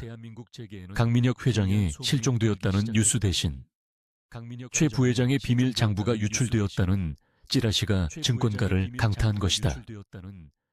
KM그룹의 주가는 요동쳤고 최 부회장은 패닉 상태에 빠졌다. 그는 집무실에서 고래고래 소리를 지르며 부하들을 닥달했다. 경찰 쪽에 줄 닫는 놈들, 다 연락해. 대체 어디서 정보가 샌 거야? 강민혁, 그 새끼는 찾았어. 시체라도 가져오란 말이야. 그의 불안감은 극에 달해 있었다. 보이지 않는 적이 자신의 목을 조여오는 공포. 그것은 하윤이 의도한 그대로였다. 안전가옥에서 그 뉴스를 지켜보던 민혁과 하윤은 묵묵히 마지막 준비를 하고 있었다. 민혁은 며칠간 기르던 수염을 깔끔하게 면도했고 하윤은 찢어진 블라우스 대신 민혁이 미리 챙겨온 여분의 셔츠를 입었다. 옷은 조금 컸지만 그녀가 소매를 걷어 올리자 마치 전투복처럼 비장해 보였다. 하윤은 책상 위에 놓인 두툼한 서류 봉투를 민혁에게 건넸다. 그 봉투 겉면에는 판도라스 박스, 판도라의 상자라고 적혀 있었다. 그들이 밤새 정리한 최 부회장의 모든 범죄 기록이었다. 이건 단순한 서류가 아니야. 최기철이 짓밟은 직원들의 눈물, 주주들의 피땀, 그리고 우리 가족의 원한이 담긴 폭탄이야. 하윤의 눈빛은 결연했다. 민혁은 봉투를 받아들고 가슴에 품었다. 묵직한 무게감이 느껴졌다. 반드시 터뜨릴게. 놈의 심장부에서. 민혁은 더 이상 도망자가 아니었다. 그는 사냥꾼이 되어 전장으로 돌아갈 준비를 마쳤다. 이제 남은 시간은 48시간. 그들은 어둠 속에서 숨을 죽이며 최후의 결전을 기다렸다. 그날 밤 하윤은 잠든 민혁의 얼굴을 한참 동안 바라보았다. 30년 전 화마 속에서 겁에 질려 울던 꼬마는 이제 거대한 악과 맞서 싸울 줄 아는 남자가 되었다. 그녀의 임무는 거의 끝나가고 있었다. 이 싸움이 끝나면 그녀는 어디로 가야 할까? 다시 청소부로 돌아갈 수는 없을 것이다.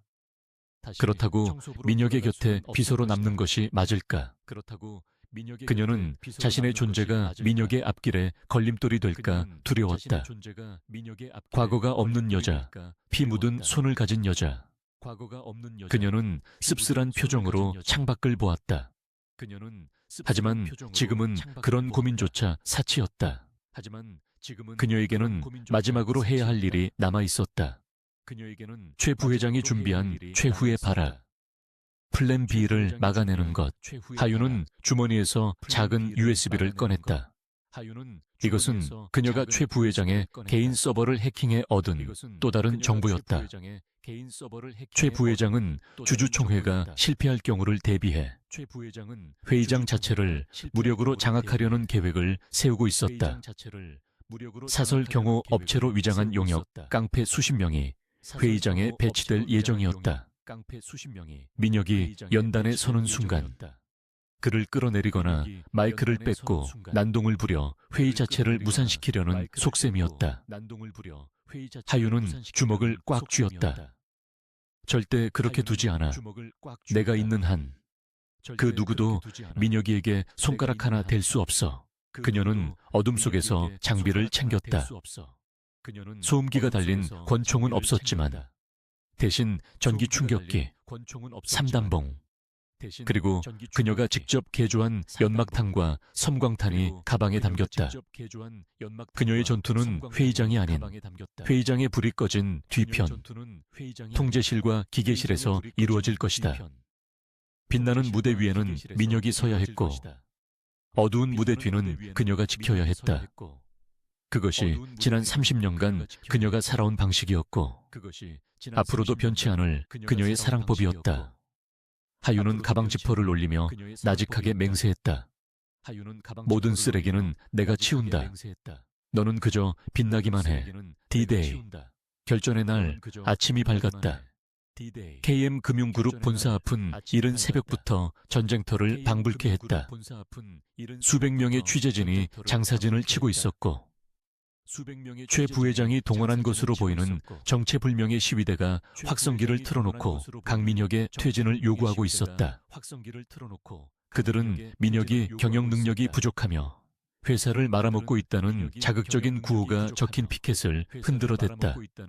공기는 습하고 무거웠으며 사람들의 열기와 소음이 뒤섞여 숨이 막힐 듯한 긴장감을 조성하고 있었다. 오전 8시 50분 검은색 리무진 한 대가 로비 앞에 미끄러지듯 멈춰 섰다. 수많은 카메라 플래시가 번개처럼 터지며 리무진을 집어삼킬 듯 번쩍였다. 문이 열리고 강민혁이 내렸다. 그는 며칠 전에 초췌하고 불안했던 모습과는 완전히 딴판이었다. 몸에 완벽하게 맞는 짙은 네이비 슈트, 깔끔하게 넘긴 머리, 그리고 무엇보다 흔들림 없는 단단한 눈빛이 좌중을 압도했다.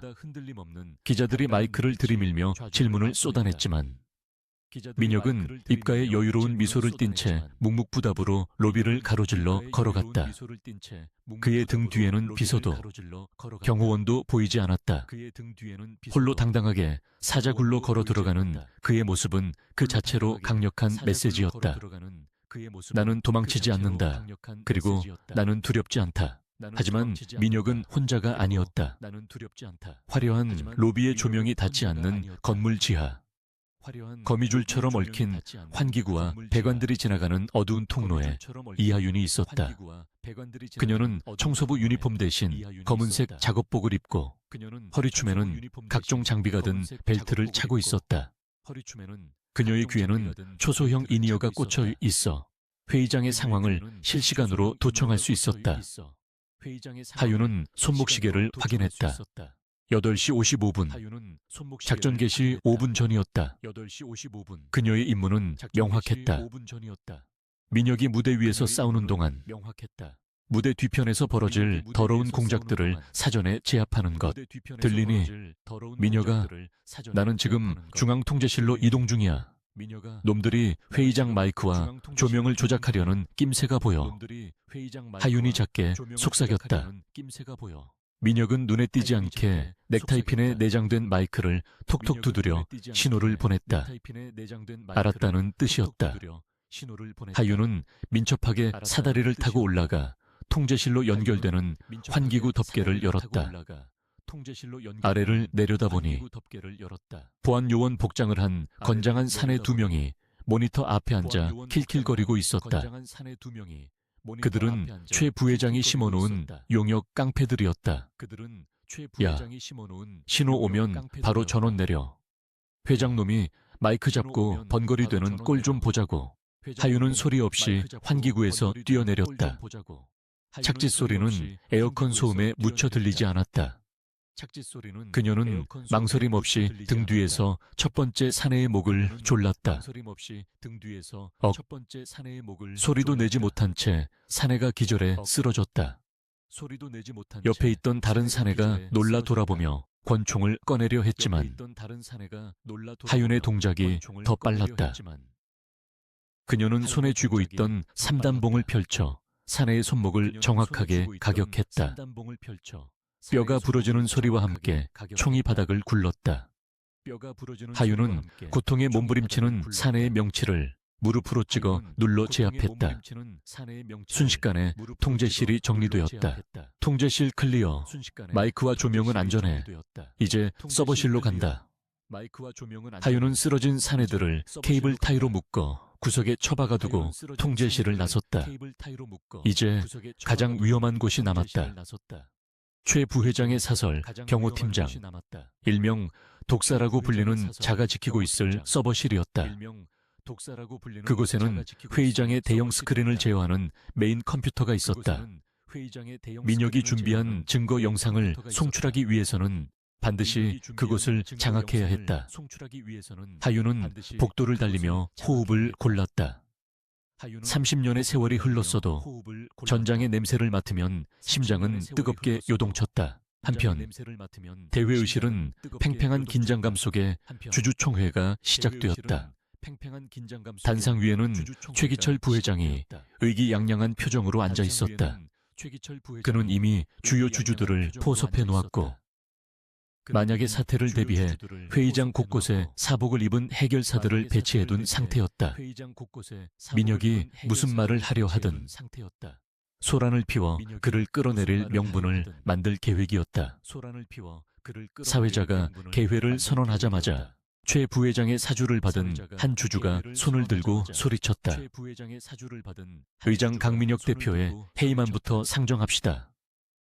자격 없는 경영자에게 더 이상 시간을 줄 수 없습니다. 회의장이 순식간에 아수라장이 되었다. 고성이 오가고 삿대질이 난무했다. 최 부회장은 회심의 미소를 지으며 민혁을 바라보았다. 자, 어쩔 테냐. 네가 할 수 있는 건 아무것도 없어. 하지만 민혁은 당황하지 않았다. 그는 천천히 자리에서 일어나 연단 중앙으로 걸어 나갔다. 마이크 앞에 선 그는 청중을 조용히 둘러보았다. 그 침착하고 위험 있는 태도에 소란스럽던 회의장이 찬물을 끼얹은 듯 조용해졌다. 민혁이 입을 열었다. 회의만 좋습니다. 하지만 그 전에 주주 여러분께서 반드시 아셔야 할 진실이 있습니다. 그 시각 서버실 앞 하윤은 문 앞에 서 있는 두 명의 거구를 마주했다. 그들은 단순한 깡패가 아니라 전문적인 훈련을 받은 용병들이었다. 길을 잘못 들었나 봐요. 아줌마, 여기는 청소구역이 아닌데. 한 놈이 비릿하게 웃으며 칼을 꺼내 들었다. 하윤은 대답 대신 주머니에서 연막탄을 꺼내 바닥에 던졌다. 쉬익 하는 소리와 함께 짙은 회색 연기가 복도를 가득 채웠다. 시야가 차단되자 용병들은 당황하여 허공에 칼을 휘둘렀다. 하윤은 연기 속을 유령처럼 파고들었다. 그녀는 시각 대신 청각과 육감에 의존해 적의 위치를 파악했다. 퍽억 둔탁한 타격음이 연기 속에서 울려 퍼졌다. 하윤은 상대의 팔을 꺾어 칼을 뺐고 그 칼자루 끝으로 상대의 관자놀이를 가격했다. 그녀의 움직임은 군더더기 없이 깔끔했고 치명적이었다. 두 번째 놈이 연기를 뚫고 달려들었지만 하윤은 가볍게 몸을 숙여 피한 뒤 전기 충격기를 그의 목덜미에 꽂아 넣었다. 지지직거리는 소리와 함께 거구가 경련을 일으키며 쓰러졌다. 하윤은 숨을 헐떡이며 서버실 문을 열었다. 아내는 독사가 의자에 앉아 여유롭게 그녀를 기다리고 있었다. 내가 그 청소부냐. 최 부회장님이 말씀하신 쥐새끼가. 독사는 천천히 일어났다. 그의 손에는 소음기가 달린 권총이 들려 있었다. 여기까지 온 건 칭찬해주지. 하지만 더 이상은 못 간다. 그는 망설임 없이 방아쇠를 당겼다. 퓨퓨 하윤은 본능적으로 몸을 날려 서버 렉 뒤로 숨었다. 총알이 철제 케이스를 뚫고 불꽃을 튀겼다. 하윤은 이를 악물었다. 거리가 너무 멀었다. 접근하려면 저 총을 무력화시켜야 했다. 그녀는 주변을 살폈다. 소화기가 눈에 들어왔다. 하윤은 겉옷을 벗어 반대편으로 던졌다. 독사의 시선이 순간적으로 옷을 따라 움직이며 총구가 돌아갔다. 그 찰나의 tum을 타 하윤은 반대쪽으로 굴러나와 소화기 핀을 뽑고 독사를 향해 분사했다. 하얀 분말이 독사의 시야를 가렸다. 이 년이 독사가 당황하며 총을 난사했지만 하윤은 이미 그의 코앞까지 파고들었다. 그녀는 비녀를 쥔 손으로 독사의 손목을 찍어 총을 떨어뜨리게 한 뒤 곧바로 턱을 올려찼다. 하지만 독사도 만만치 않았다. 그는 충격을 버티며 하윤의 멱살을 잡고 들어 올려 벽으로 내동댕이 쳤다. 카라. 하윤의 등에서 비명 소리가 났다. 낡은 뼈마디가 비명을 지르는 듯했다. 독사는 쓰러진 하윤에게 다가와 발을 높이 치켜들었다. 밟히면 끝이다. 하윤은 고통을 참고 바닥을 굴러 피했다. 쾅! 독사의 발이 바닥 타일을 박살냈다. 하윤은 그 반동을 이용해 일어나며 독사의 무릎 관절을 뒤에서 걷어찼다. 우지끈, 끔찍한 파열음과 함께 독사가 무릎을 꿀었다. 하윤은 기회를 놓치지 않고 뒤에서 그의 목을 조르며 전기 충격기를 옆구리에 박아 넣었다. 독사는 거품을 물고 기절했다. 하윤은 벽에 기대어 거칠게 숨을 몰아쉬었다. 온몸이 땀과 피로 범벅이 되었지만 그녀의 눈은 승리에 젖어 승리의 빛으로 번뜩였다. 미녀가 준비됐어. 띄운다. 하윤은 떨리는 손으로 메인 컴퓨터 키보드를 두드렸다. 그녀는 미리 준비해둔 판도라스 버그스 파일을 실행시키고 회의장 메인 스크린 송출 버튼을 눌러 잠금을 해제했다. 화면에는 전송 완료라는 메시지가 떴다. 하윤은 의자에 주저앉아 모니터를 바라보았다. 이제 그녀가 할 수 있는 일은 다 했다. 나머지는 민혁의 몫이었다. 다시 회의장. 민혁은 연설을 이어가고 있었다. 최기철 부회장은 지난 10년간 회사를 사유화하고 수천억 원의 자금을 횡령했습니다. 여기 그 증거가 있습니다. 민혁이 손짓하자 강당 정면에 거대한 LED 스크린이 번쩍이며 바뀌었다. 최 부회장이 비웃으며 소리쳤다. 저놈 마이크 꺼 화면 꺼버려. 하지만 아무 일도 일어나지 않았다. 스크린에는 최 부회장의 페이퍼 컴퍼니 계좌 내역, 자금 세탁 경로, 그리고 결정적으로 그가 암살을 사주하는 육성이 담긴 녹취 파일의 파동이 선명하게 나타났다. 처리해. 강민혁 그 애송이놈. 쥐도 새도 모르게 교통사고로 위장해서 보내버리라고. 돈은 얼마든지 줄 테니까. 스피커를 통해 흘러나오는 최 부회장의 목소리에 회의장은 충격과 공포로 얼어붙었다. 주주들은 경악하며 입을 다물지 못했고 최 부회장의 얼굴은 사색이 되었다. 이건 조작이야, 딥페이크라고, 다 거짓말이야. 최 부회장은 발악하며 단상 위로 뛰어 올라가려 했다. 그는 회의장 구석에 배치된 자신의 부하들에게 신호를 보냈다. 뭐해? 당장 저놈 끌어내려 싹 다 엎어버려. 그러나 그의 부하들은 움직이지 못했다. 아니, 움직일 수 없었다. 그들의 귀 속에 꽂힌 인이어에서는 지직거리는 소음만이 들려올 뿐이었고 회의장 출입문은 이미 하윤이 서버실에서 원격으로 봉쇄해버린 뒤였다. 게다가 로비에서 대기하던 경찰 특공대가 민혁의 신호를 받고 회의장으로 진입하고 있었다.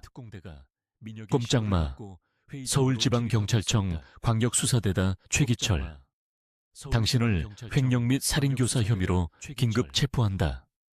무장 경찰들이 들이닥치자 최 부회장은 다리에 힘이 풀려 주저앉았다. 그의 완벽했던 계획은 완전히 무너져 내렸다. 민혁은 아수라장이 된 회의장 한가운데서 고요히 서 있었다. 그는 경찰에게 연행되어 끌려가는 최 부회장을 싸늘하게 내려다보았다. 당신의 오만이 당신을 무너뜨린 겁니다. 그리고 당신이 하찮게 여겼던 사람들, 그들의 힘을 과소평가한 대가입니다. 최 부회장은 악을 쓰며 끌려나갔다. 회의장에는 다시 정적이 흘렀다. 주주들은 민혁을 바라보았다. 두려움과 의심의 눈초리는 이제 경외와 신뢰의 눈빛으로 바뀌어 있었다. 민혁은 깊이 고개를 숙여 인사했다. 심려를 끼쳐드려 죄송합니다. KM그룹은 오늘부터 다시 태어날 것입니다. 투명하고 정직한 기업으로 여러분의 신뢰에 보답하겠습니다.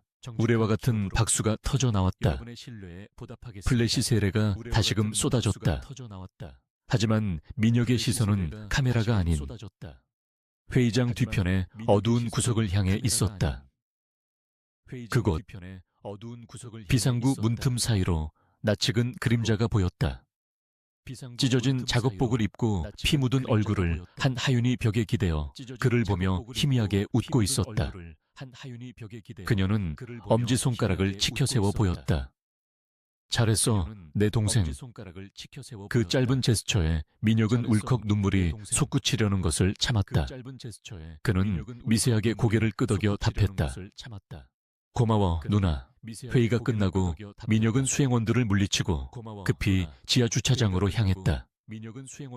하윤이 그곳에 있을 터였다. 엘리베이터가 지하 3층에 도착하고 문이 열리자 기둥 옆에 주저앉아 있는 하윤이 보였다. 그녀는 많이 지쳐 보였고 다친 다리 때문에 제대로 서 있지도 못하는 상태였다. 민혁은 단숨에 달려가 그녀 앞에 무릎을 꿇었다. 누나 괜찮아. 병원부터 가자. 피가 너무 많이 나잖아. 그의 목소리는 안타까움으로 떨렸다. 하윤은 민혁의 손을 잡으며 고개를 저었다. 괜찮아. 찰과상일 뿐이야. 그것보다 멋지더라. 우리 회장님.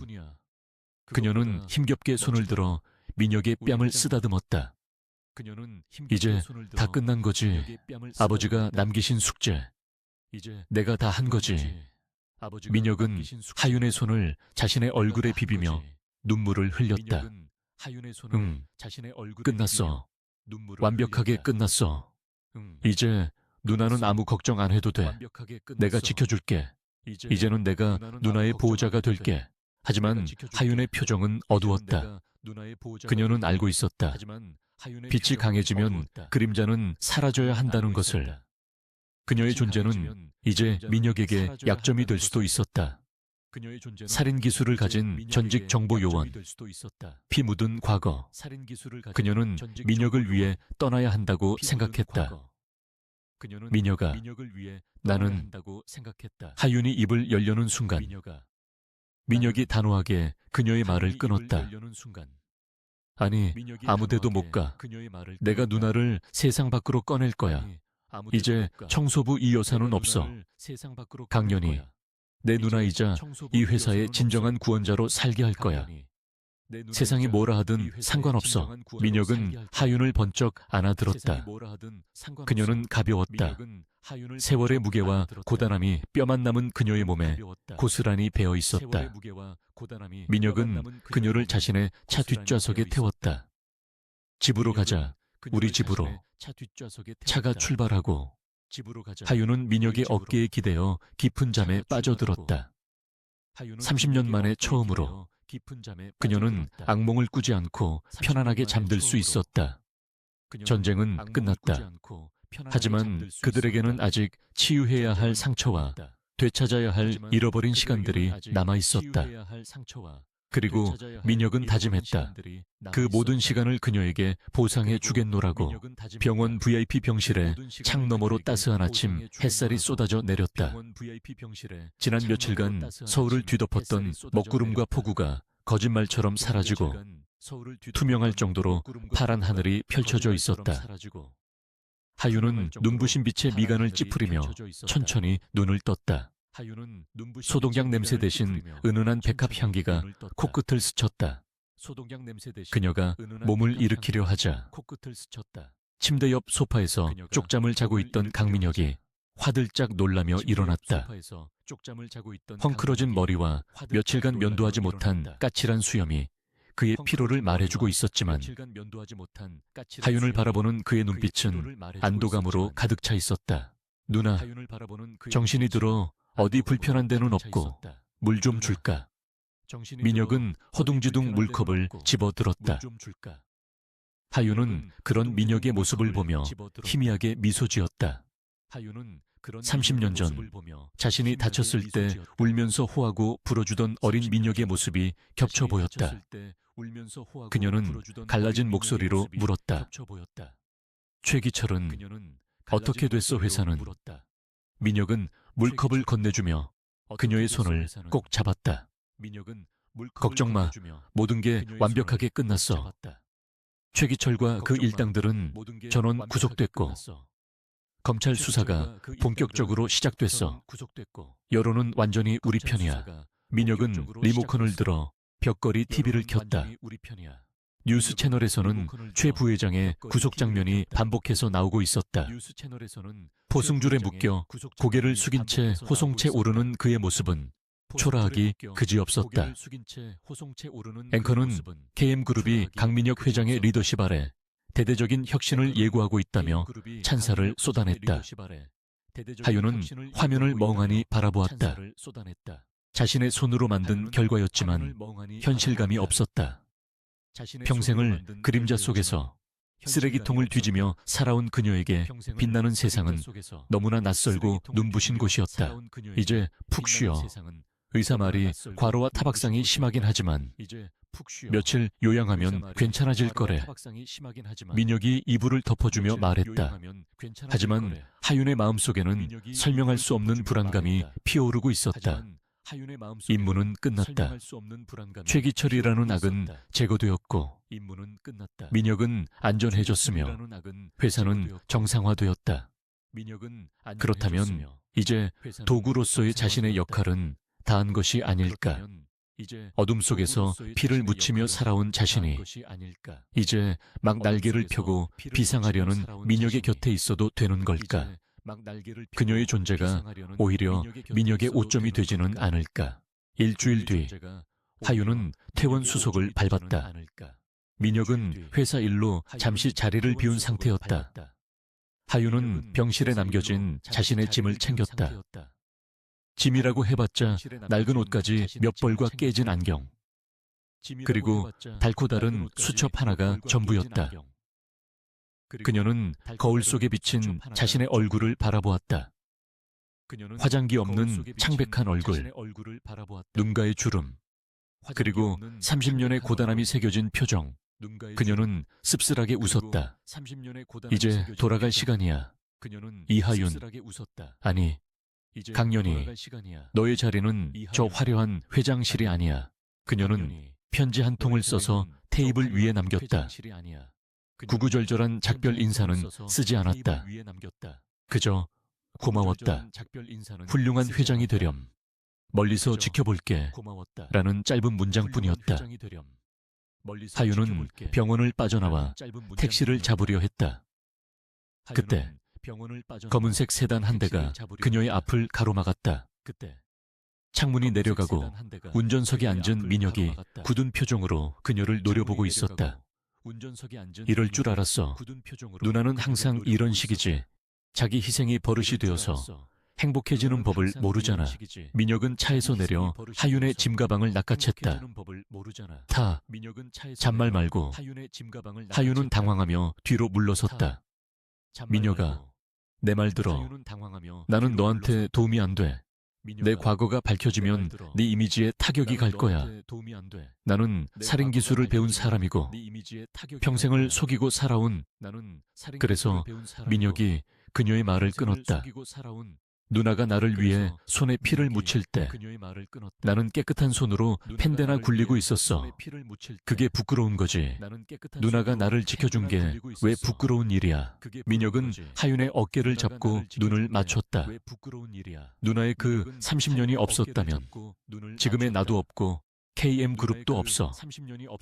그건 오점이 아니라 훈장이야. 그리고 무엇보다 민혁의 목소리가 조금 떨렸다. 나한테는 가족이 필요해. 유능한 비서, 충직한 경호원 다 필요 없어. 그냥 내 곁에서 같이 밥 먹고 같이 늙어갈 누나가 필요하다고. 30년을 기다렸는데 또 떠나겠다고. 그건 너무 잔인하잖아. 그의 진심 어린 호소에 하윤의 눈시울이 붉어졌다. 그녀가 쌓아 올린 마음의 벽이 와르르 무너져 내렸다. 민혁은 하윤을 태우고 곧장 회사로 향했다. 도착한 곳은 지하 주차장이 아닌 본사 정문이었다. 로비에는 수많은 임직원들이 도열해 있었다. 하윤이 당황하여 차에서 내리지 못하자 민혁이 문을 열고 손을 내밀었다. 내려. 오늘부터 여기가 누나의 진짜 직장이야. 하윤은 떨리는 손으로 민혁의 손을 잡았다. 그녀가 차에서 내리자 직원들이 일제히 허리를 숙여 인사했다. 그들 중에는 예전에 그녀를 무시했던 비서들도 있었지만 지금 그들의 눈에는 존경과 두려움이 섞인 경외감이 담겨 있었다. 민혁은 하윤을 데리고 대회의실로 올라갔다.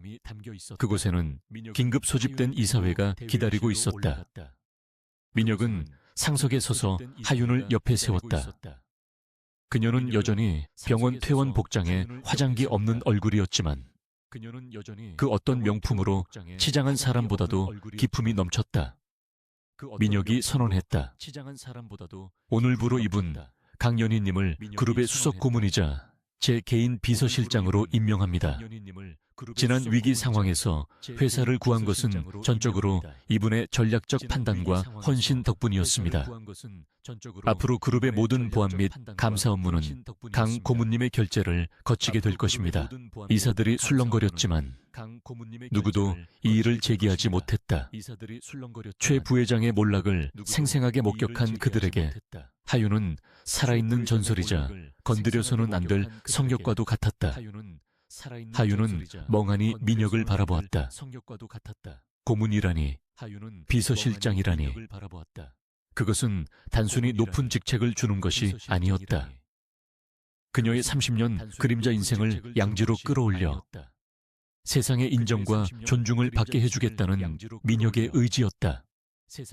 하윤은 심호흡을 하고 천천히 고개를 들었다. 더 이상 피할 곳은 없었다. 아니, 피하고 싶지 않았다. 부족하지만 최선을 다해 강 회장님을 보필하겠습니다. 회사의 투명성을 해치는 그 어떤 불순물도 제 눈을 피할 수는 없을 것입니다. 하윤의 목소리는 차분하지만 힘이 있었다. 그 순간 그녀의 눈빛은 낡은 청소부의 것도 냉혹한 킬러의 것도 아닌 거대 기업을 이끌어갈 지도자의 눈빛이었다. 이사들이 박수를 쳤고 민혁은 흐뭇한 미소로 그녀를 바라보았다. 그것은 두 사람의 새로운 계약이자 30년의 세월을 넘어선 진정한 파트너십의 시작이었다. 계절이 바뀌었다. 가을에 청명한 바람이 불어오는 어느 오후 하윤은 집무실 창가에 서서 서울 시내를 내려다보고 있었다. 그녀의 모습은 몰라보게 달라져 있었다. 세련된 단발머리에 딱 떨어지는 맞춤 정장, 그리고 지적인 무태안경, 피부과 시술과 영양관리 덕분에 그녀의 얼굴에서는 10년의 세월을 거스른 듯 생기가 돌았다. 하지만 그녀의 손, 굳은 살이 박인 그 손만큼은 여전했다. 그녀는 그 손을 부끄러워하지 않았다. 그것은 그녀가 민혁을 지켜낸 증거였으니까. 똑똑, 노크 소리와 함께 민혁이 들어왔다. 고문님, 퇴근 안 하십니까? 오늘 저녁에 뮤지컬 예약해뒀는데. 민혁이 장난스럽게 웃으며 말했다. 하윤은 서류를 덮으며 미소 지었다. 회장님이 농땡이를 피우시는데 비서실장이 일만 할 수 있나? 가자. 두 사람은 나란히 사무실을 나섰다. 복도를 걷는 그들의 발걸음은 경쾌했다. 직원들은 두 사람을 보며 정중하게 인사했고 두 사람은 따뜻한 눈웃음으로 답했다. 엘리베이터 안에서 민혁이 불쑥 물었다. 누나, 후회 안 해. 평범하게 살고 싶지 않았어. 남들처럼 연애도 하고 결혼도 하고. 하윤은 잠시 생각에 잠겼다. 평범한 삶.